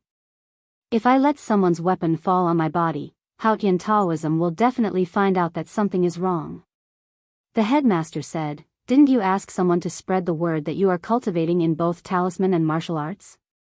Ning Ke smiled awkwardly and said, "How can I deceive people in the cultivation of martial arts?" The headmaster said mockingly, "In cultivation, as long as you can beat people, you can naturally deceive them. Don't let people hurt your body. Who will know about the strangeness of your body?" Ning Ke was silent. He thought that the battle between cultivators was unpredictable and dangerous. Even if he had improved a lot, how could he ensure that his opponent's natal sword would not touch his body? Even Yi Hongyu, the Tao addict, would not dare to boast like that. The headmaster looked into his eyes and said after a moment of silence, "After younger brother left this cliff cave, he did not let anyone touch his body until the day he died." The headmaster left the cliff plateau. In the rest of the night, Ning Ke had been sitting between the cliffs, thinking and analyzing what the headmaster had said. He also carefully sorted out the 3 months he was imprisoned in the cliff cave and turned what he had gained in the state and will into the actual existence in his body. At dawn, Sang Sang came back to the cliff platform. She helped him wash up, packed all the luggage, and walked down the mountain along the narrow stone path. The cliffs were still beautiful, the stone path was steep, and the waterfall poured into the sea of clouds. After walking along the canyon for a few steps, he saw Chen Pippi's figure. Then the senior brothers and senior sisters. The disciples of the second floor of the academy were all here to welcome youngest brother. Tang Xiaotang skipped over and untied some luggage from Sang Sang. She glared at Ning Ke and then took Sung Sung's little hand and walked to the front. The eldest brother looked at Ning Ke and smiled gently, saying, "You have worked hard these days." Ning Ke bowed to the senior brothers and senior sisters and said, "Senior brothers and senior sisters, you have worked hard." The crowd happily surrounded him and congratulated him. The 11th brother gave him a bunch of wildflowers, but Sang Sang was not happy. The 9th brother and the 9th brother began to play the zither and flute proudly. The 5th brother and the 8th brother found that they could not do anything. They could not drag Ning Ke to play chess at this time, so they could only keep congratulating him, like a boring cycle of 4 tribulations. The 6th brother patted his shoulder to comfort him. His hands, which were used to forging iron, almost made him spit blood. The 7th sister went forward and lovingly pinched his face, almost making him bleed. The 2nd brother stood in the distance and looked a little pale. Looking at Ning Ke's nervous eyes, he nodded and even squeezed out a very rare smile. Today, the back of the mountain of the academy was full of laughter and laughter. In the big thatched hut with ventilation, the aroma of food filled the air. The 7th sister and Tang Xiaotang cooked a sumptuous banquet. The banquet was to welcome the youngest brother, Ning Ke, who had successfully broken through and did not have to be imprisoned in the cliff cave to die miserably.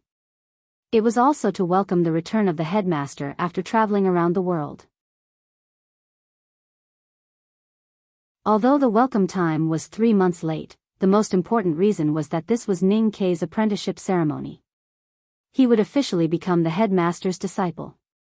Ning Ke knelt in front of the headmaster's chair and kowtowed 3 times respectfully and honestly. Unfortunately, his body was too strong after cultivating the Great Spirit. The 3 kowtows caused cracks to appear on the black bricks in front of him, but his forehead still did not bleed or even bruise. There was only some dust on it. He felt very sorry that he could not take the opportunity to show his sincerity to the headmaster and flatter him.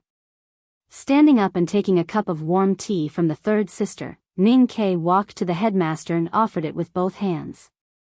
The headmaster took it and slowly took a sip. The apprenticeship ceremony was officially completed, and it seemed very simple. The 7th sister walked over with a pile of clothes and asked, "Youngest brother, choose a color."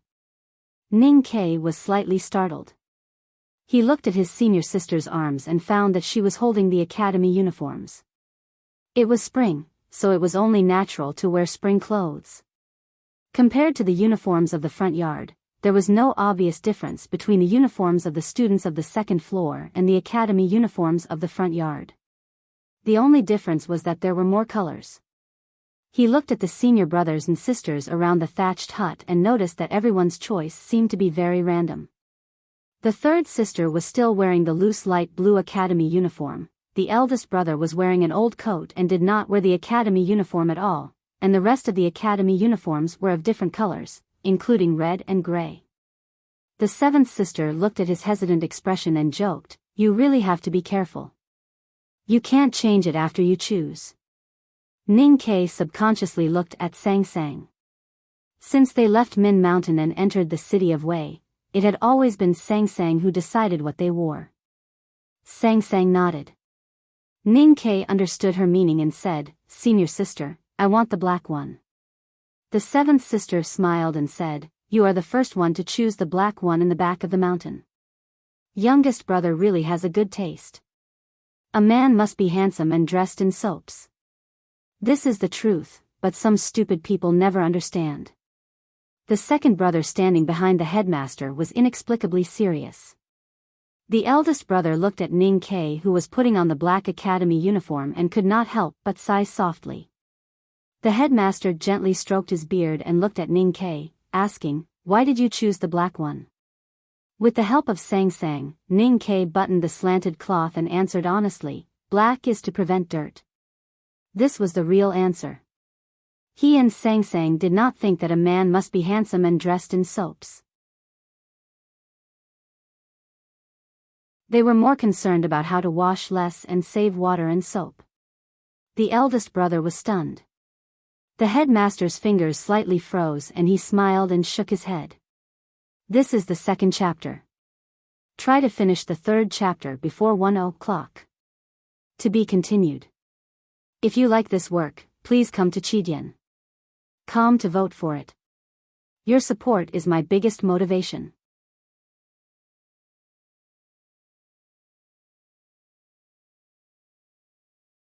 Chapter 398. After the banquet, second brother walked to Ning Kei and said, "The sword master from South Jin Kingdom is still waiting for you outside the academy. Since this matter has been settled, when will you go out?" Ning Kei smiled and said, "Anyway, no one knows that I came out from the cliff cave. What's the hurry? Let him continue to wait. I'll rest for 2 days first." His words were a little shameless, but second brother was not angry. He just looked at him and said coldly, "I have already told the instructor of the front yard that you have broken through. So don't think about delaying it. Hurry up and settle this matter. Otherwise, it will be inappropriate to let Lu Bai's brother sit at the academy's gate." Ning Kei thought that it was not easy for him to escape from the cliff cave that was isolated from the rest of the world. He just had a meal and did not even take a bath. Now he was going to fight with someone else. How could he be a senior brother? He was furious, but he did not show any anger on his face. He looked at second brother and said with grievance, "Got it. I'll go and meet that guy right now." After second brother left, Chen Pippi came over and said worriedly, "What should we do? During the days when you were imprisoned in the cliff cave, that guy surnamed Lu has been waiting outside the academy. It seems that he did not wait in vain. His state seems to have improved. I don't think you can beat him. Never mind. I'll take a rest first." Ning Kei looked at second brother's back disappearing into the forest. He looked extremely presumptuous, but his voice was very low. He said, "Now that the headmaster is back, do you think I'll be afraid of you?" Chen Pippi smiled and said, "That's right. Now that second brother still wants to discipline us as strictly as before, we can complain to the headmaster. You don't know that the headmaster doesn't like to care about these trivial things. He usually keeps silent and pretends to be stupid. Then we can pretend that the headmaster has spoken to deceive eldest brother and use eldest brother to suppress second brother. Except for your marriage, second brother has never dared to disobey eldest brother." These words were a little confusing. After a moment of silence, Ning Kei looked at him and said with emotion, "I didn't expect that your shamelessness is somewhat like mine." Chen Pippi was about to retort, but he suddenly put away the frivolous expression on his face and put his hands behind his back. He looked at Ning Kei and said calmly, "You are my younger brother. I will not argue with you." Ning Kei was slightly surprised. When he heard the footsteps behind him and saw Tang Xiaotang's figure from the corner of his eye, he immediately understood. He looked at Chen Pippi mockingly and said, "Good for you." Chen Pippi didn't dare to look him in the eye and walked towards Tang Xiaotang. Tang Xiaotang ignored him and walked directly to Ning Quebec. She said in a clear voice, "Ning." As soon as the word left her mouth, the little girl thought of something and timidly shut her mouth. She looked around and realized that her teacher, Yu Lian, was not around. She patted her chest with lingering fear and stuck out her tongue cutely. She continued, "Youngest martial uncle, I want to take Sang Sang out to play." In the early morning, a gentle spring rain fell on the back of the mountain of the academy. Tang Xiaotang was going to take Sang Sang into the mountain to pick those newborn mushrooms. Ning Kei looked at Sang Sang and thought that the little girl had been suffering in the cliff cave with him for the past 3 months. Although she could occasionally go down the mountain for a walk, she must have had a hard time. He rubbed her head and said, "Go ahead." Looking at the two girls walking up the mountain hand in hand, Chen Pippi returned to Ning Kei's side and imagined their future life. He sighed and said, "They have become good friends in advance. Shouldn't we strengthen our communication so that we won't be punished too badly after we get married? Good for you. Ning Ke looked at him and said disdainfully, I have always been in charge of my family. When you can let Tang Xiaotang fetch water for your feet, then you are qualified to discuss these issues with me. After saying this, he turned around and walked towards the direction of Mirror Lake. Chen Pippi shouted behind him, What are you going to do? Be careful not to touch second brother. Ning Ke was furious. He thought that Chen Pippi deliberately shouted so loudly because he wanted second brother to hear it. He turned around and shouted at Chen Pippi, who was 3 steps away, as if he was talking to a farmer on the opposite cliff. His loud voice kept echoing in the back of the mountain of the academy. I'll go to check the goods. Don't worry. I won't tell Tang Xiaotang about that. Do you hear me? Chen Pippi heard it and felt painful. He thought that second brother, third sister and even Tang Xiaotang might have heard Ning Ke's shameless framing. He wanted to find a rabbit hole in the grass and crawl into it. It was a very ordinary-looking padao. The dark, slender blade looked like the cornices of a palace under the night sky. The lines were slightly curved and smooth, and the sharp edge glinted with a cold light. The long hilt was designed to be held with 2 hands, and a fine velvet rope was tied around it. From its appearance, it looked like any one of the 3 padaos. But when Ning Ke held the padao, he knew that it was a brand new blade. This was because a completely different feeling came from his palm. This slender and long padao was unimaginably heavy, completely inconsistent with the size and length of the padao in his eyes. For such a thin and long blade to have such weight, one could imagine how dense it was. Naturally, one could also guess how tough it was. You said to combine the 3 padaos into one, so I refined all 3 padaos into this one. Sixth brother looked at the padao in Ning Ke's hands like looking at a child and said honestly, I thought it would be easy, but I didn't expect it to be so difficult. The melting of ink was smooth, but the tempering part was troublesome. To combine the 3 padaos into one meant that 3 times the amount of metal had to be melted into the same volume. Ning Ke thought that if it was not tempered, how could it be done? He couldn't help but feel grateful to sixth brother. Sixth brother handed over a scabbard made of unknown leather and said, the talisman lines on the padao are the ones you designed. But fourth brother said that it's better for you to carve them yourself. Ning Ke sincerely thanked sixth brother and was ready to carve the talisman. With the experience of making primordial 13 arrows, this was not too difficult for him. However, he seemed to think of something. After a moment of silence, he put the heavy padao back into the scabbard and looked at the puzzled sixth brother. He said, let's talk about it later. Of course, you should decide your own weapon. Sixth brother said, youngest brother, I just want to ask you one thing. I'm really satisfied with this padao. If you want to give it a name, you must think of a good one. Ning Ke's body was slightly stiff. He thought of the experience when they developed talisman arrows together last time. He thought of the extremely unreliable names such as Silver Arrow, Cloud-Piercing Arrow, and Primordial 13 Arrows. He immediately understood sixth brother's worries and said firmly, Senior brother, rest assured. I will ask the teacher to give it a name. Sixth brother hesitated for a moment and said, Youngest brother, actually, the teacher's name is not very reliable. The 2 of them stared at each other and finally decided to temporarily put aside the matter of naming the new padao. Opening the box, Ning Ke looked at another thing that he had asked sixth brother to make and said happily, I didn't expect it to be so smooth. Senior brother, what material did you use? The craftsmanship of this gadget is not difficult. Sixth brother said, I asked the Ministry of Works to find some black crystals and then made some frames. I also made an extra one. There are 3 sets here. Ning Ke thought that the more the better. Suddenly, he thought of another thing and looked around to make sure that Sang Sang was not nearby. He came to sixth brother and whispered for a long time. Sixth brother frowned slightly and asked confusedly, It's easy to find transparent crystals. It's not difficult even if it has no impurities.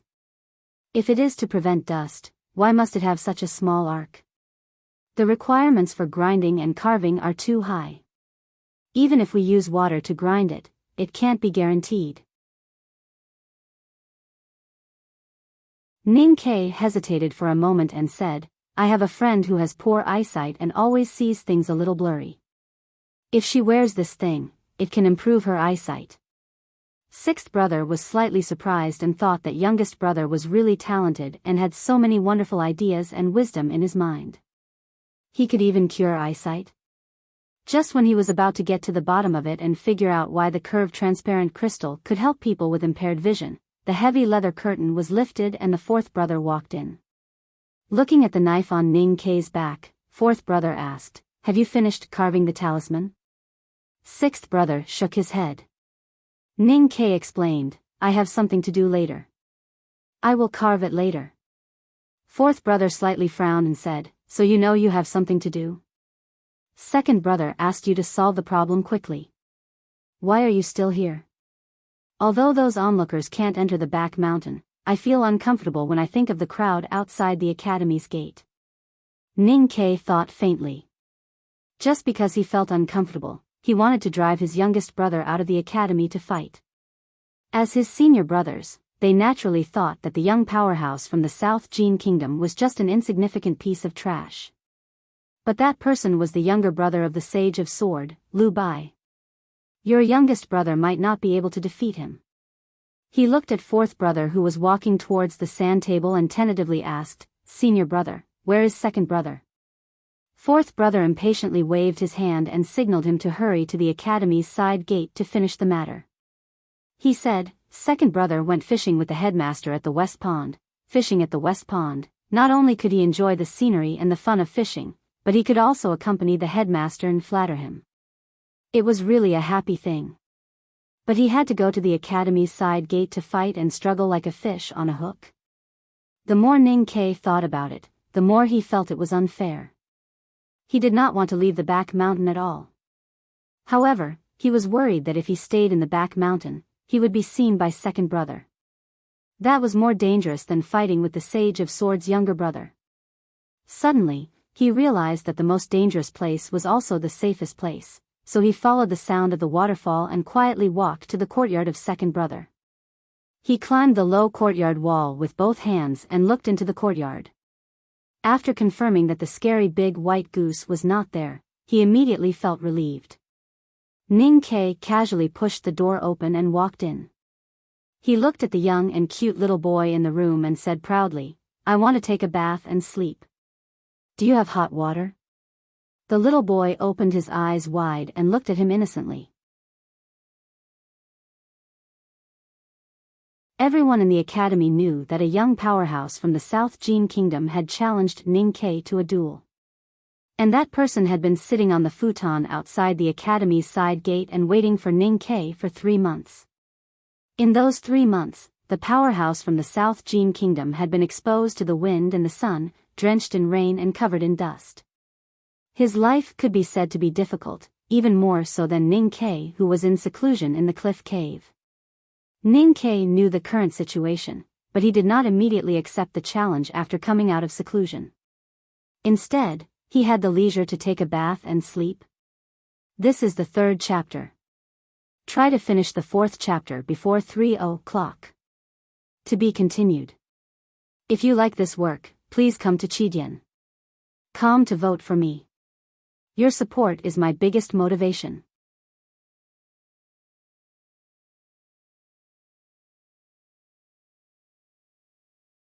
Chapter 399.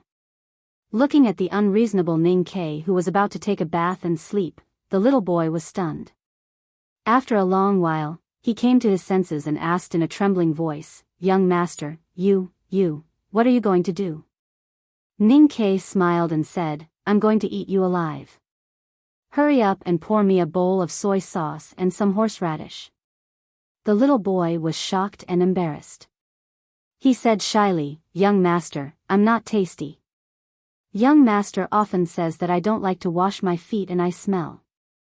Ning Ke was startled and laughed. He said, Okay, I'll wash myself and eat myself. The little boy was really a well-behaved child. He didn't know how to refuse Ning Kei's ridiculous request and went to the kitchen to boil a big pot of hot water. In the steam, Ning Kei lay in the big wooden tub contentedly and looked at the little boy who was busy looking for a towel. He asked, "Speaking of which, I still don't know your name." The little boy put the towel in the hole of the tub and answered softly, "I'm Su Jialuan." "That's a good name, but it sounds too elegant. I have to change it." Ning Kei waved his hand and said, "Your voice is always so soft. I'll call you Matzi from now on. It sounds cute." The little boy smiled and went to get another tub of hot water. Then he said seriously, "Little Wenzi is a good name. But the name Su Jialuan was given by young master. Should I go and ask him now?" Ning Kei was shocked and his head sank into the water. He almost choked and said, "Don't tell him. You know your young master's temper." After taking a bath, Ning Kei really had a good sleep in second brother's courtyard. When he woke up, the sun had already passed the middle of the sky and was slowly moving to the west, shining on the courtyard. After changing into a brand new black academy uniform, Ning Kei asked the little boy to help him comb his hair. He looked at himself in the bronze mirror and was very satisfied. He thought that anyone could comb his hair better than Sang Sang. After thanking the little boy, Ning Kei left the small courtyard.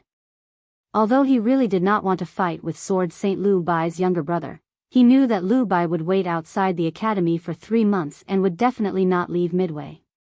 He could not hide in the academy for the rest of his life. Eventually, he would have to fight with Lu Bai. It was better to fight sooner rather than later. Because he had been in seclusion in the cliff cave for 3 months, he could smell the spring breeze and see the wildflowers when he broke out of the cave. At this moment, both his physical and mental state were at their most perfect state. It was even vaguely similar to the feeling he had after breaking the realm by the Daming Lake in the wilderness. The duel between the brother of Lu Bai, the Sage of Sword of South Jin Kingdom, and Ning Kei, Mr. 13 of the Academy, was much more sensational than the duel between Ning Kei and Monk Guanhai. It attracted the attention of all the cultivators in the world and even many common people. Although the senior brothers at the back of the mountain of the Academy were anxious for Ning Kei to settle this matter, they had no interest in the matter itself. They were all obsessed and had long surpassed the obsession of winning or losing. They did not care at all whether Ning Kei could defeat that young powerhouse. As for the possibility that Ning Kei might be injured or even killed, in this world, there was no one who dared to kill the core disciple of the headmaster of the academy at the gate of the academy. Not to mention that the young powerhouse from South Jin Kingdom was the brother of Lu Bai, the Sage of Sword. Even the most powerful Sage of Sword, Lu Bai himself would not dare to do such a thing. Because the headmaster of the academy was there. Therefore, when Ning Kei finished his bath and meditation, put on his black academy uniform and floated to the front yard in the spring breeze, no one came to see him off. Of course, Sang Sang would follow him. Tang Xiaotang followed Sang Sang. Chen Pipi followed Tang Xiaotang. When they walked to the meadow at the edge of the cliff platform at the back of the mountain, Ning Kei suddenly stopped and looked at the stream below the meadow. Second brother's big white goose was by the stream at this time. Today it did not feed the fish. Instead, it held its head high and walked proudly in the meadow. The big black horse followed behind the big white goose dejectedly, not daring to fall behind or take a step forward. The little snow wolf cowered behind the big black horse, carefully keeping pace with the two fellows in front. The big white goose walked very seriously. When it reached the end of the meadow, it turned back again. It walked in a straight line without any deviation. When it turned back, it saw the big black horse dejectedly and angrily barked twice, its voice very strict. The big black horse suddenly seemed to see Ning Quebec. It hurriedly raised its head in fear and pretended to be arrogant and elegant. It also wanted to please the big white goose, so it grinned and looked very funny. The 4 people standing on the meadow stared at this scene in a daze. Tang Xiaotang glanced at Ning Kei and said mockingly, "Youngest uncle's horse is really similar to your temperament. It is as timid as a mouse and flatters others."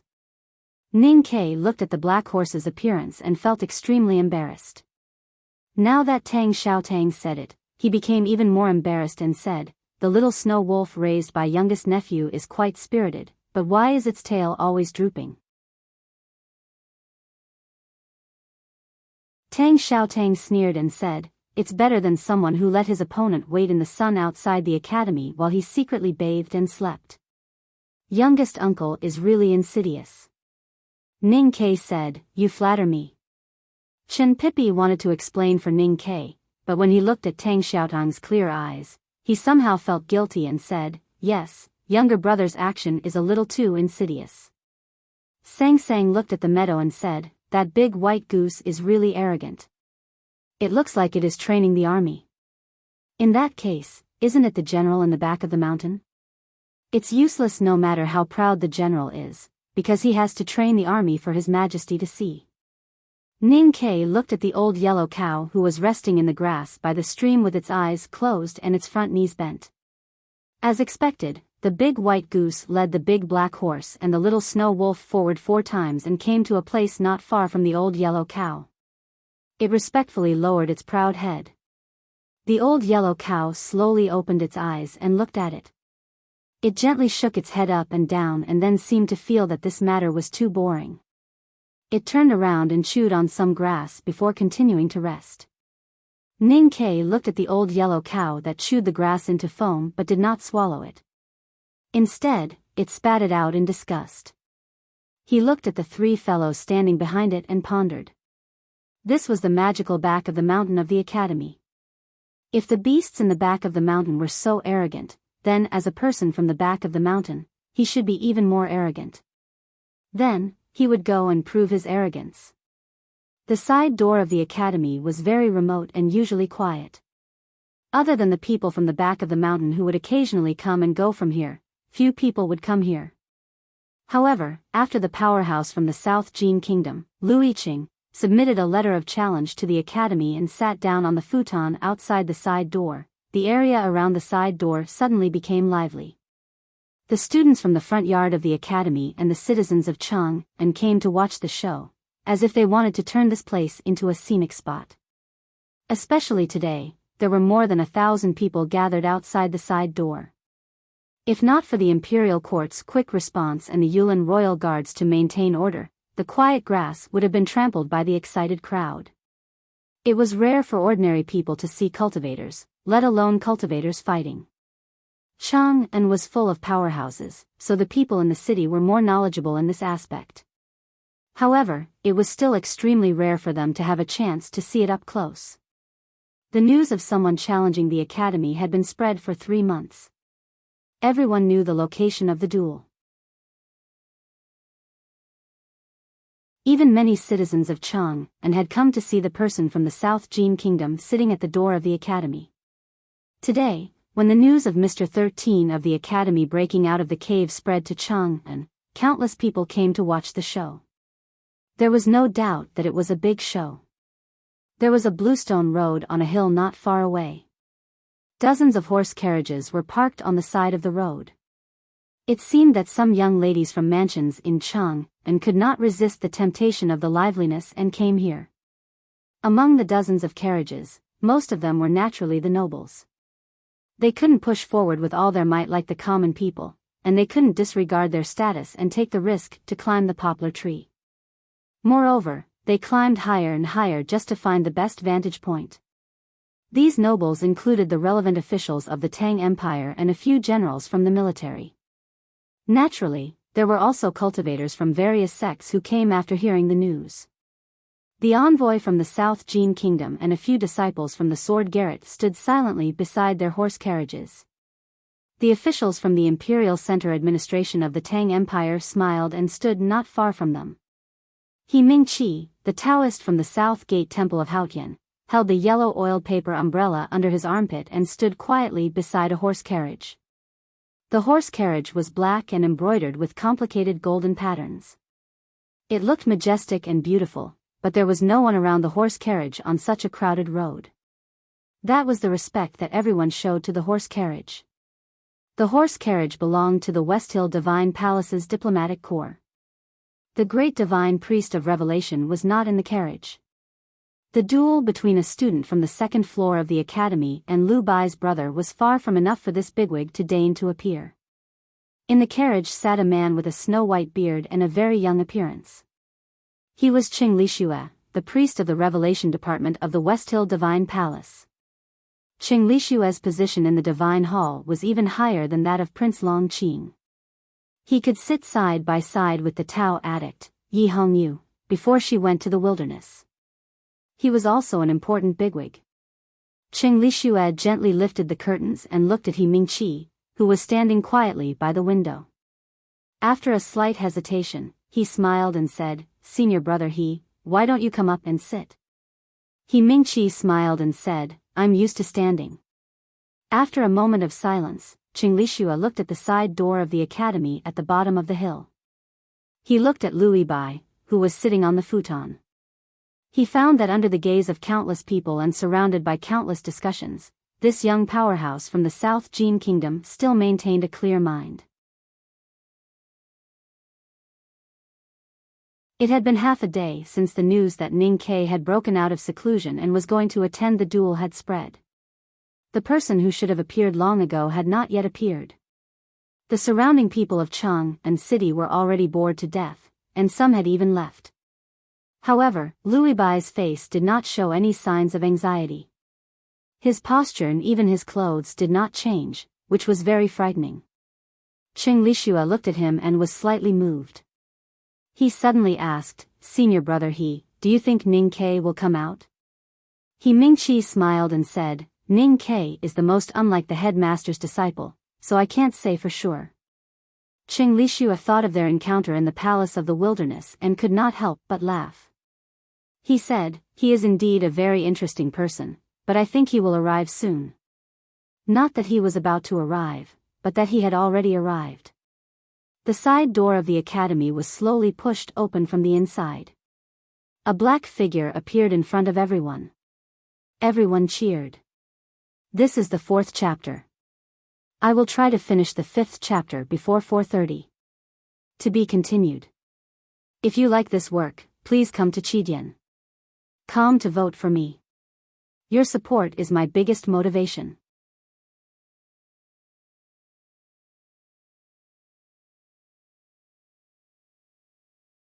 Chapter 400.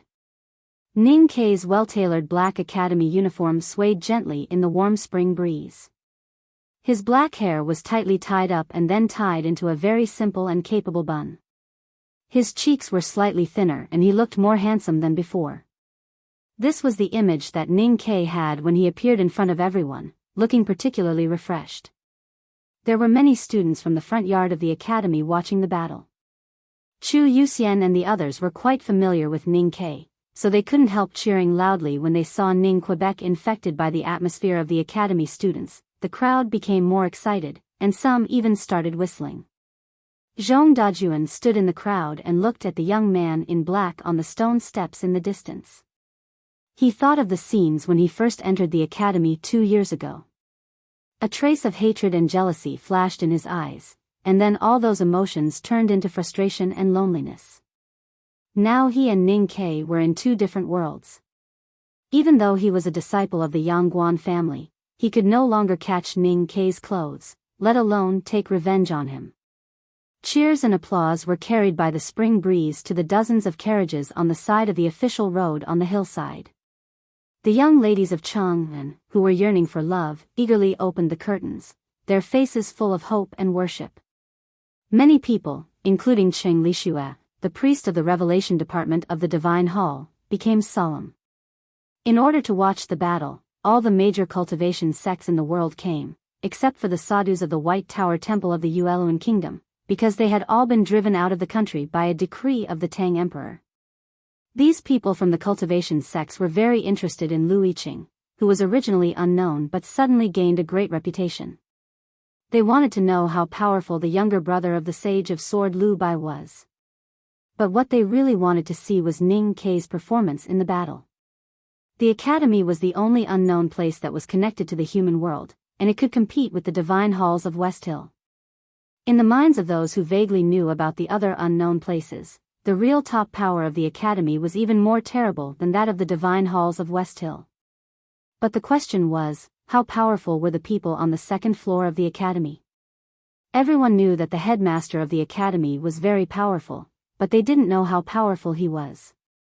Only a few people had met Mr. First or Mr. Second of the academy, and they all sighed with emotion afterward, but never revealed any details. For decades, the people of the academy had not shown their brilliance to the world.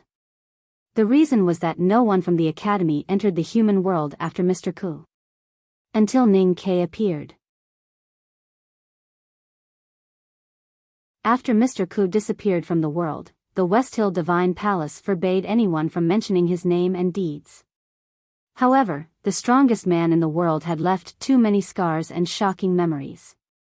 Therefore, all the cultivation sects in the world wanted to confirm Ning Ke's power and state of mind. The battle between Ning Ke and monk Guanhai of the Lank Temple took place in the Taoist Hall of the Southern Gate Temple. People only knew that it was a time of great brightness, but they did not know the details inside. The battle between Ning Ke and the Yueluan Kingdom's stone had shocked all the cultivation sections. That was because he had defeated a high monk from the Buddhism sect from the unknown place in a battle of psyche.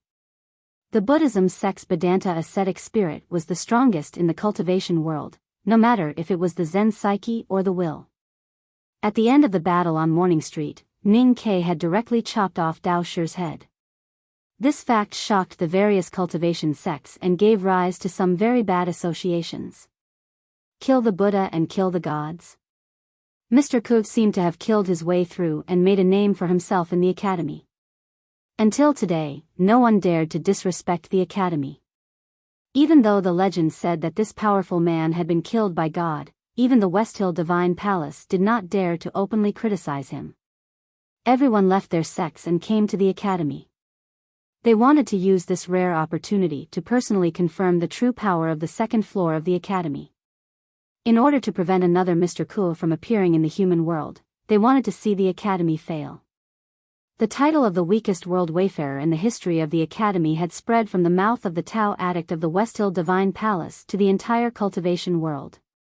Even though Ning Ke had won 2 consecutive battles after entering the human world, and even though he had once defeated Prince Long Qing, everyone still firmly believed that there was something wrong with these victories. Previously, when they saw Luiqing sitting quietly on the futon, as if he was separated from the world, they were all in awe. They all thought that he was indeed the brother of the Sage of Sword, Lu Bai, who had been immersed in the upper see-through state for so many years at such a young age. He even had signs of breaking through the realm. It would be a piece of cake for him to defeat Ning Ke in such a state. However, now that they saw Ning Ke standing on the stone steps and felt his casual aura, they could not help but feel that they had underestimated his strength when they thought of the rumor that he had entered the cave to meditate in seclusion. Qing Lixue gently stroked his silver white hair and quietly looked at the side door of the academy at the foot of the hill. He suddenly asked, "Senior brother He, who do you think will win?" He Mingqi smiled and said, "Of course it's Ning Quebec." Qing Lixue asked strangely, "Why are you so sure?" He Mingqi said, "Because he is a student of the headmaster of the academy." Qing Lixue suddenly understood and felt that his previous judgment was a little funny. He said, "That's true." Ning Ke stood on the stone steps and looked at the excited classmates in the front yard. He smiled and waved at them. Then he looked at the man sitting on the futon by the side door. The man was very young. He sat on the futon like an old tree with thousands of feet of roots. He gave people a feeling that no matter how strong the mountain wind was, it could not move him at all. Ning Ke knew that this man was Luiqing from the South Jin Kingdom. He had meditated outside the academy for 3 months in order to challenge him. He also knew that this man was the brother of the Sage of Sword, Lu Bai.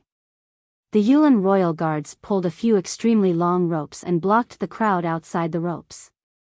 They opened up a large open space in front of the side door of the academy. That open space was under the stone steps. The open space was very big, but Ning Ke and Luiqing were very close to each other. Luiqing stood up and looked at him quietly. After a moment, the futon that had accompanied him for 3 months under his feet broke into pieces. He had sat outside the academy for 3 whole months without the shelter of the cliff cave. He was weathered by the wind, rain, and sun. His hair was tangled and his clothes were full of dust. The nails on his hands that were exposed outside his sleeves were full of black mud stains. They did not look like hands that were used to hold a sword at all. Compared to Ning Ke, who had just showered and changed into a new set of clothes, Lu Yiqing looked more like a beggar. However, the expression on his face was very calm, as if there was not a speck of dust on his clothes.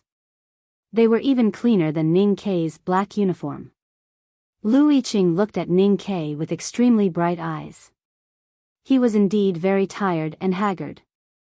But his sword had been washed in the cold wind and rain outside the side door of the academy for 3 whole months and it was extremely bright. He had waited for Ning Ke for 3 whole months. Today, he finally appeared. This sword that was as bright as spring water happened to have the most majestic sword style. Ning Ke? Lu Yiqing asked. Ning Ke nodded. Lu Yiqing suddenly laughed. As he smiled, the pieces of the futon under his feet floated off the ground. The dust on the ground moved even though there was no wind. It seemed to be rolling in all directions, forming a very strange scene. When the dust rolled further and further away like a snake, gradually leaving the open space, the people watching the battle behind the ropes looked at the dust rushing toward them and subconsciously wanted to step back, but they could not squeeze out. Just when they secretly thought that it was bad, the dust suddenly stopped in front of the ropes. It formed a shallow ridge of soil. Inside and outside the ridge were 2 different worlds. Inside the ridge was the world of battle, and it was not to be disturbed. Suppressed exclamations sounded around the side door of the academy, and then it fell into a dead silence. The dozens of horse carriages on the side of the state highway were also shrouded in a dead atmosphere. The noble ladies in the horse carriages were shocked and tightly covered their mouths. The cultivators in the horse carriages looked at Lu Yiqing in silence, not knowing how to react. They thought about how Lu Bai, the sage of sword, had dared to send his own brother to challenge the academy. This meant that this person's state must be very high and he must be very powerful. Moreover, they had already confirmed that Lu Yiqing was indeed powerful enough. However, they did not expect him to be so powerful. His psyche power moved with his smile, and he could disperse all the dust in the field, and he did it so perfectly. This seemingly strange scene required extremely delicate control of the qi of heaven and earth. The officials of the Imperial Center Administration of the Tang Empire looked at the side door of the academy in silence, their faces full of worry. After Lu Yiqing revealed his state, no one was optimistic about Ning Quebec. Qing Lixue looked there and also fell into silence. Unlike other cultivation sects, the West Hill Divine Palace, which led the world, had information about Lu Yiqing many years ago, because he was the brother of the sage of sword Lu Bai. Before Lu Yiqing became famous, the West Hill Divine Palace already knew that he was an extremely rare genius in sword Taoism, and put him on the list of key observation.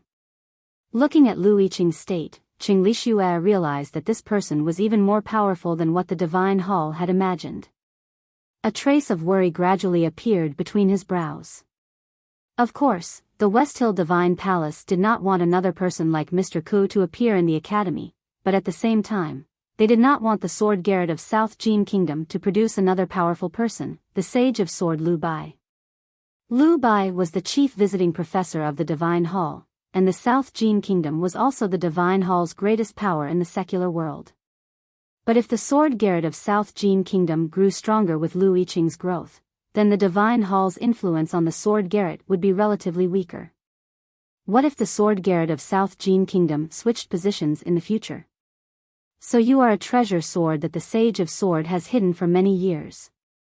Qing Lixue looked at Lu Yiqing in the distance and said bitterly, "It seems that even if Ning Ke is the core disciple of the headmaster of academy, he will not be your match today."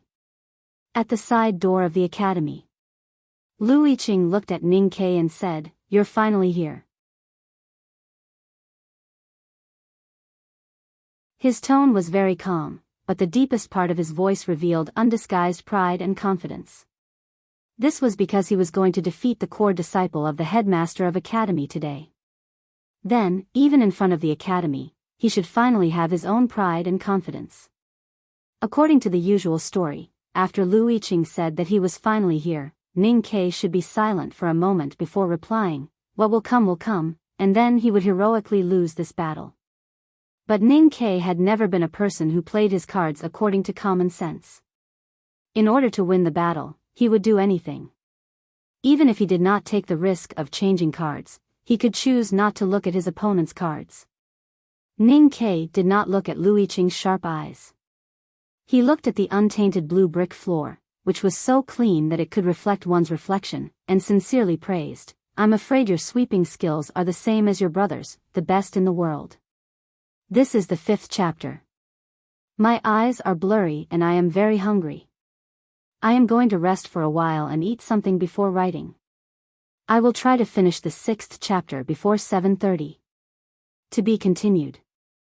If you like this work, please come to Chidian.com to vote for me. Your support is my greatest motivation. You're tuning into the Biyao's Wuxia Chronicles YouTube channel. Don't forget to subscribe and join us on this journey to catch the most captivating stories.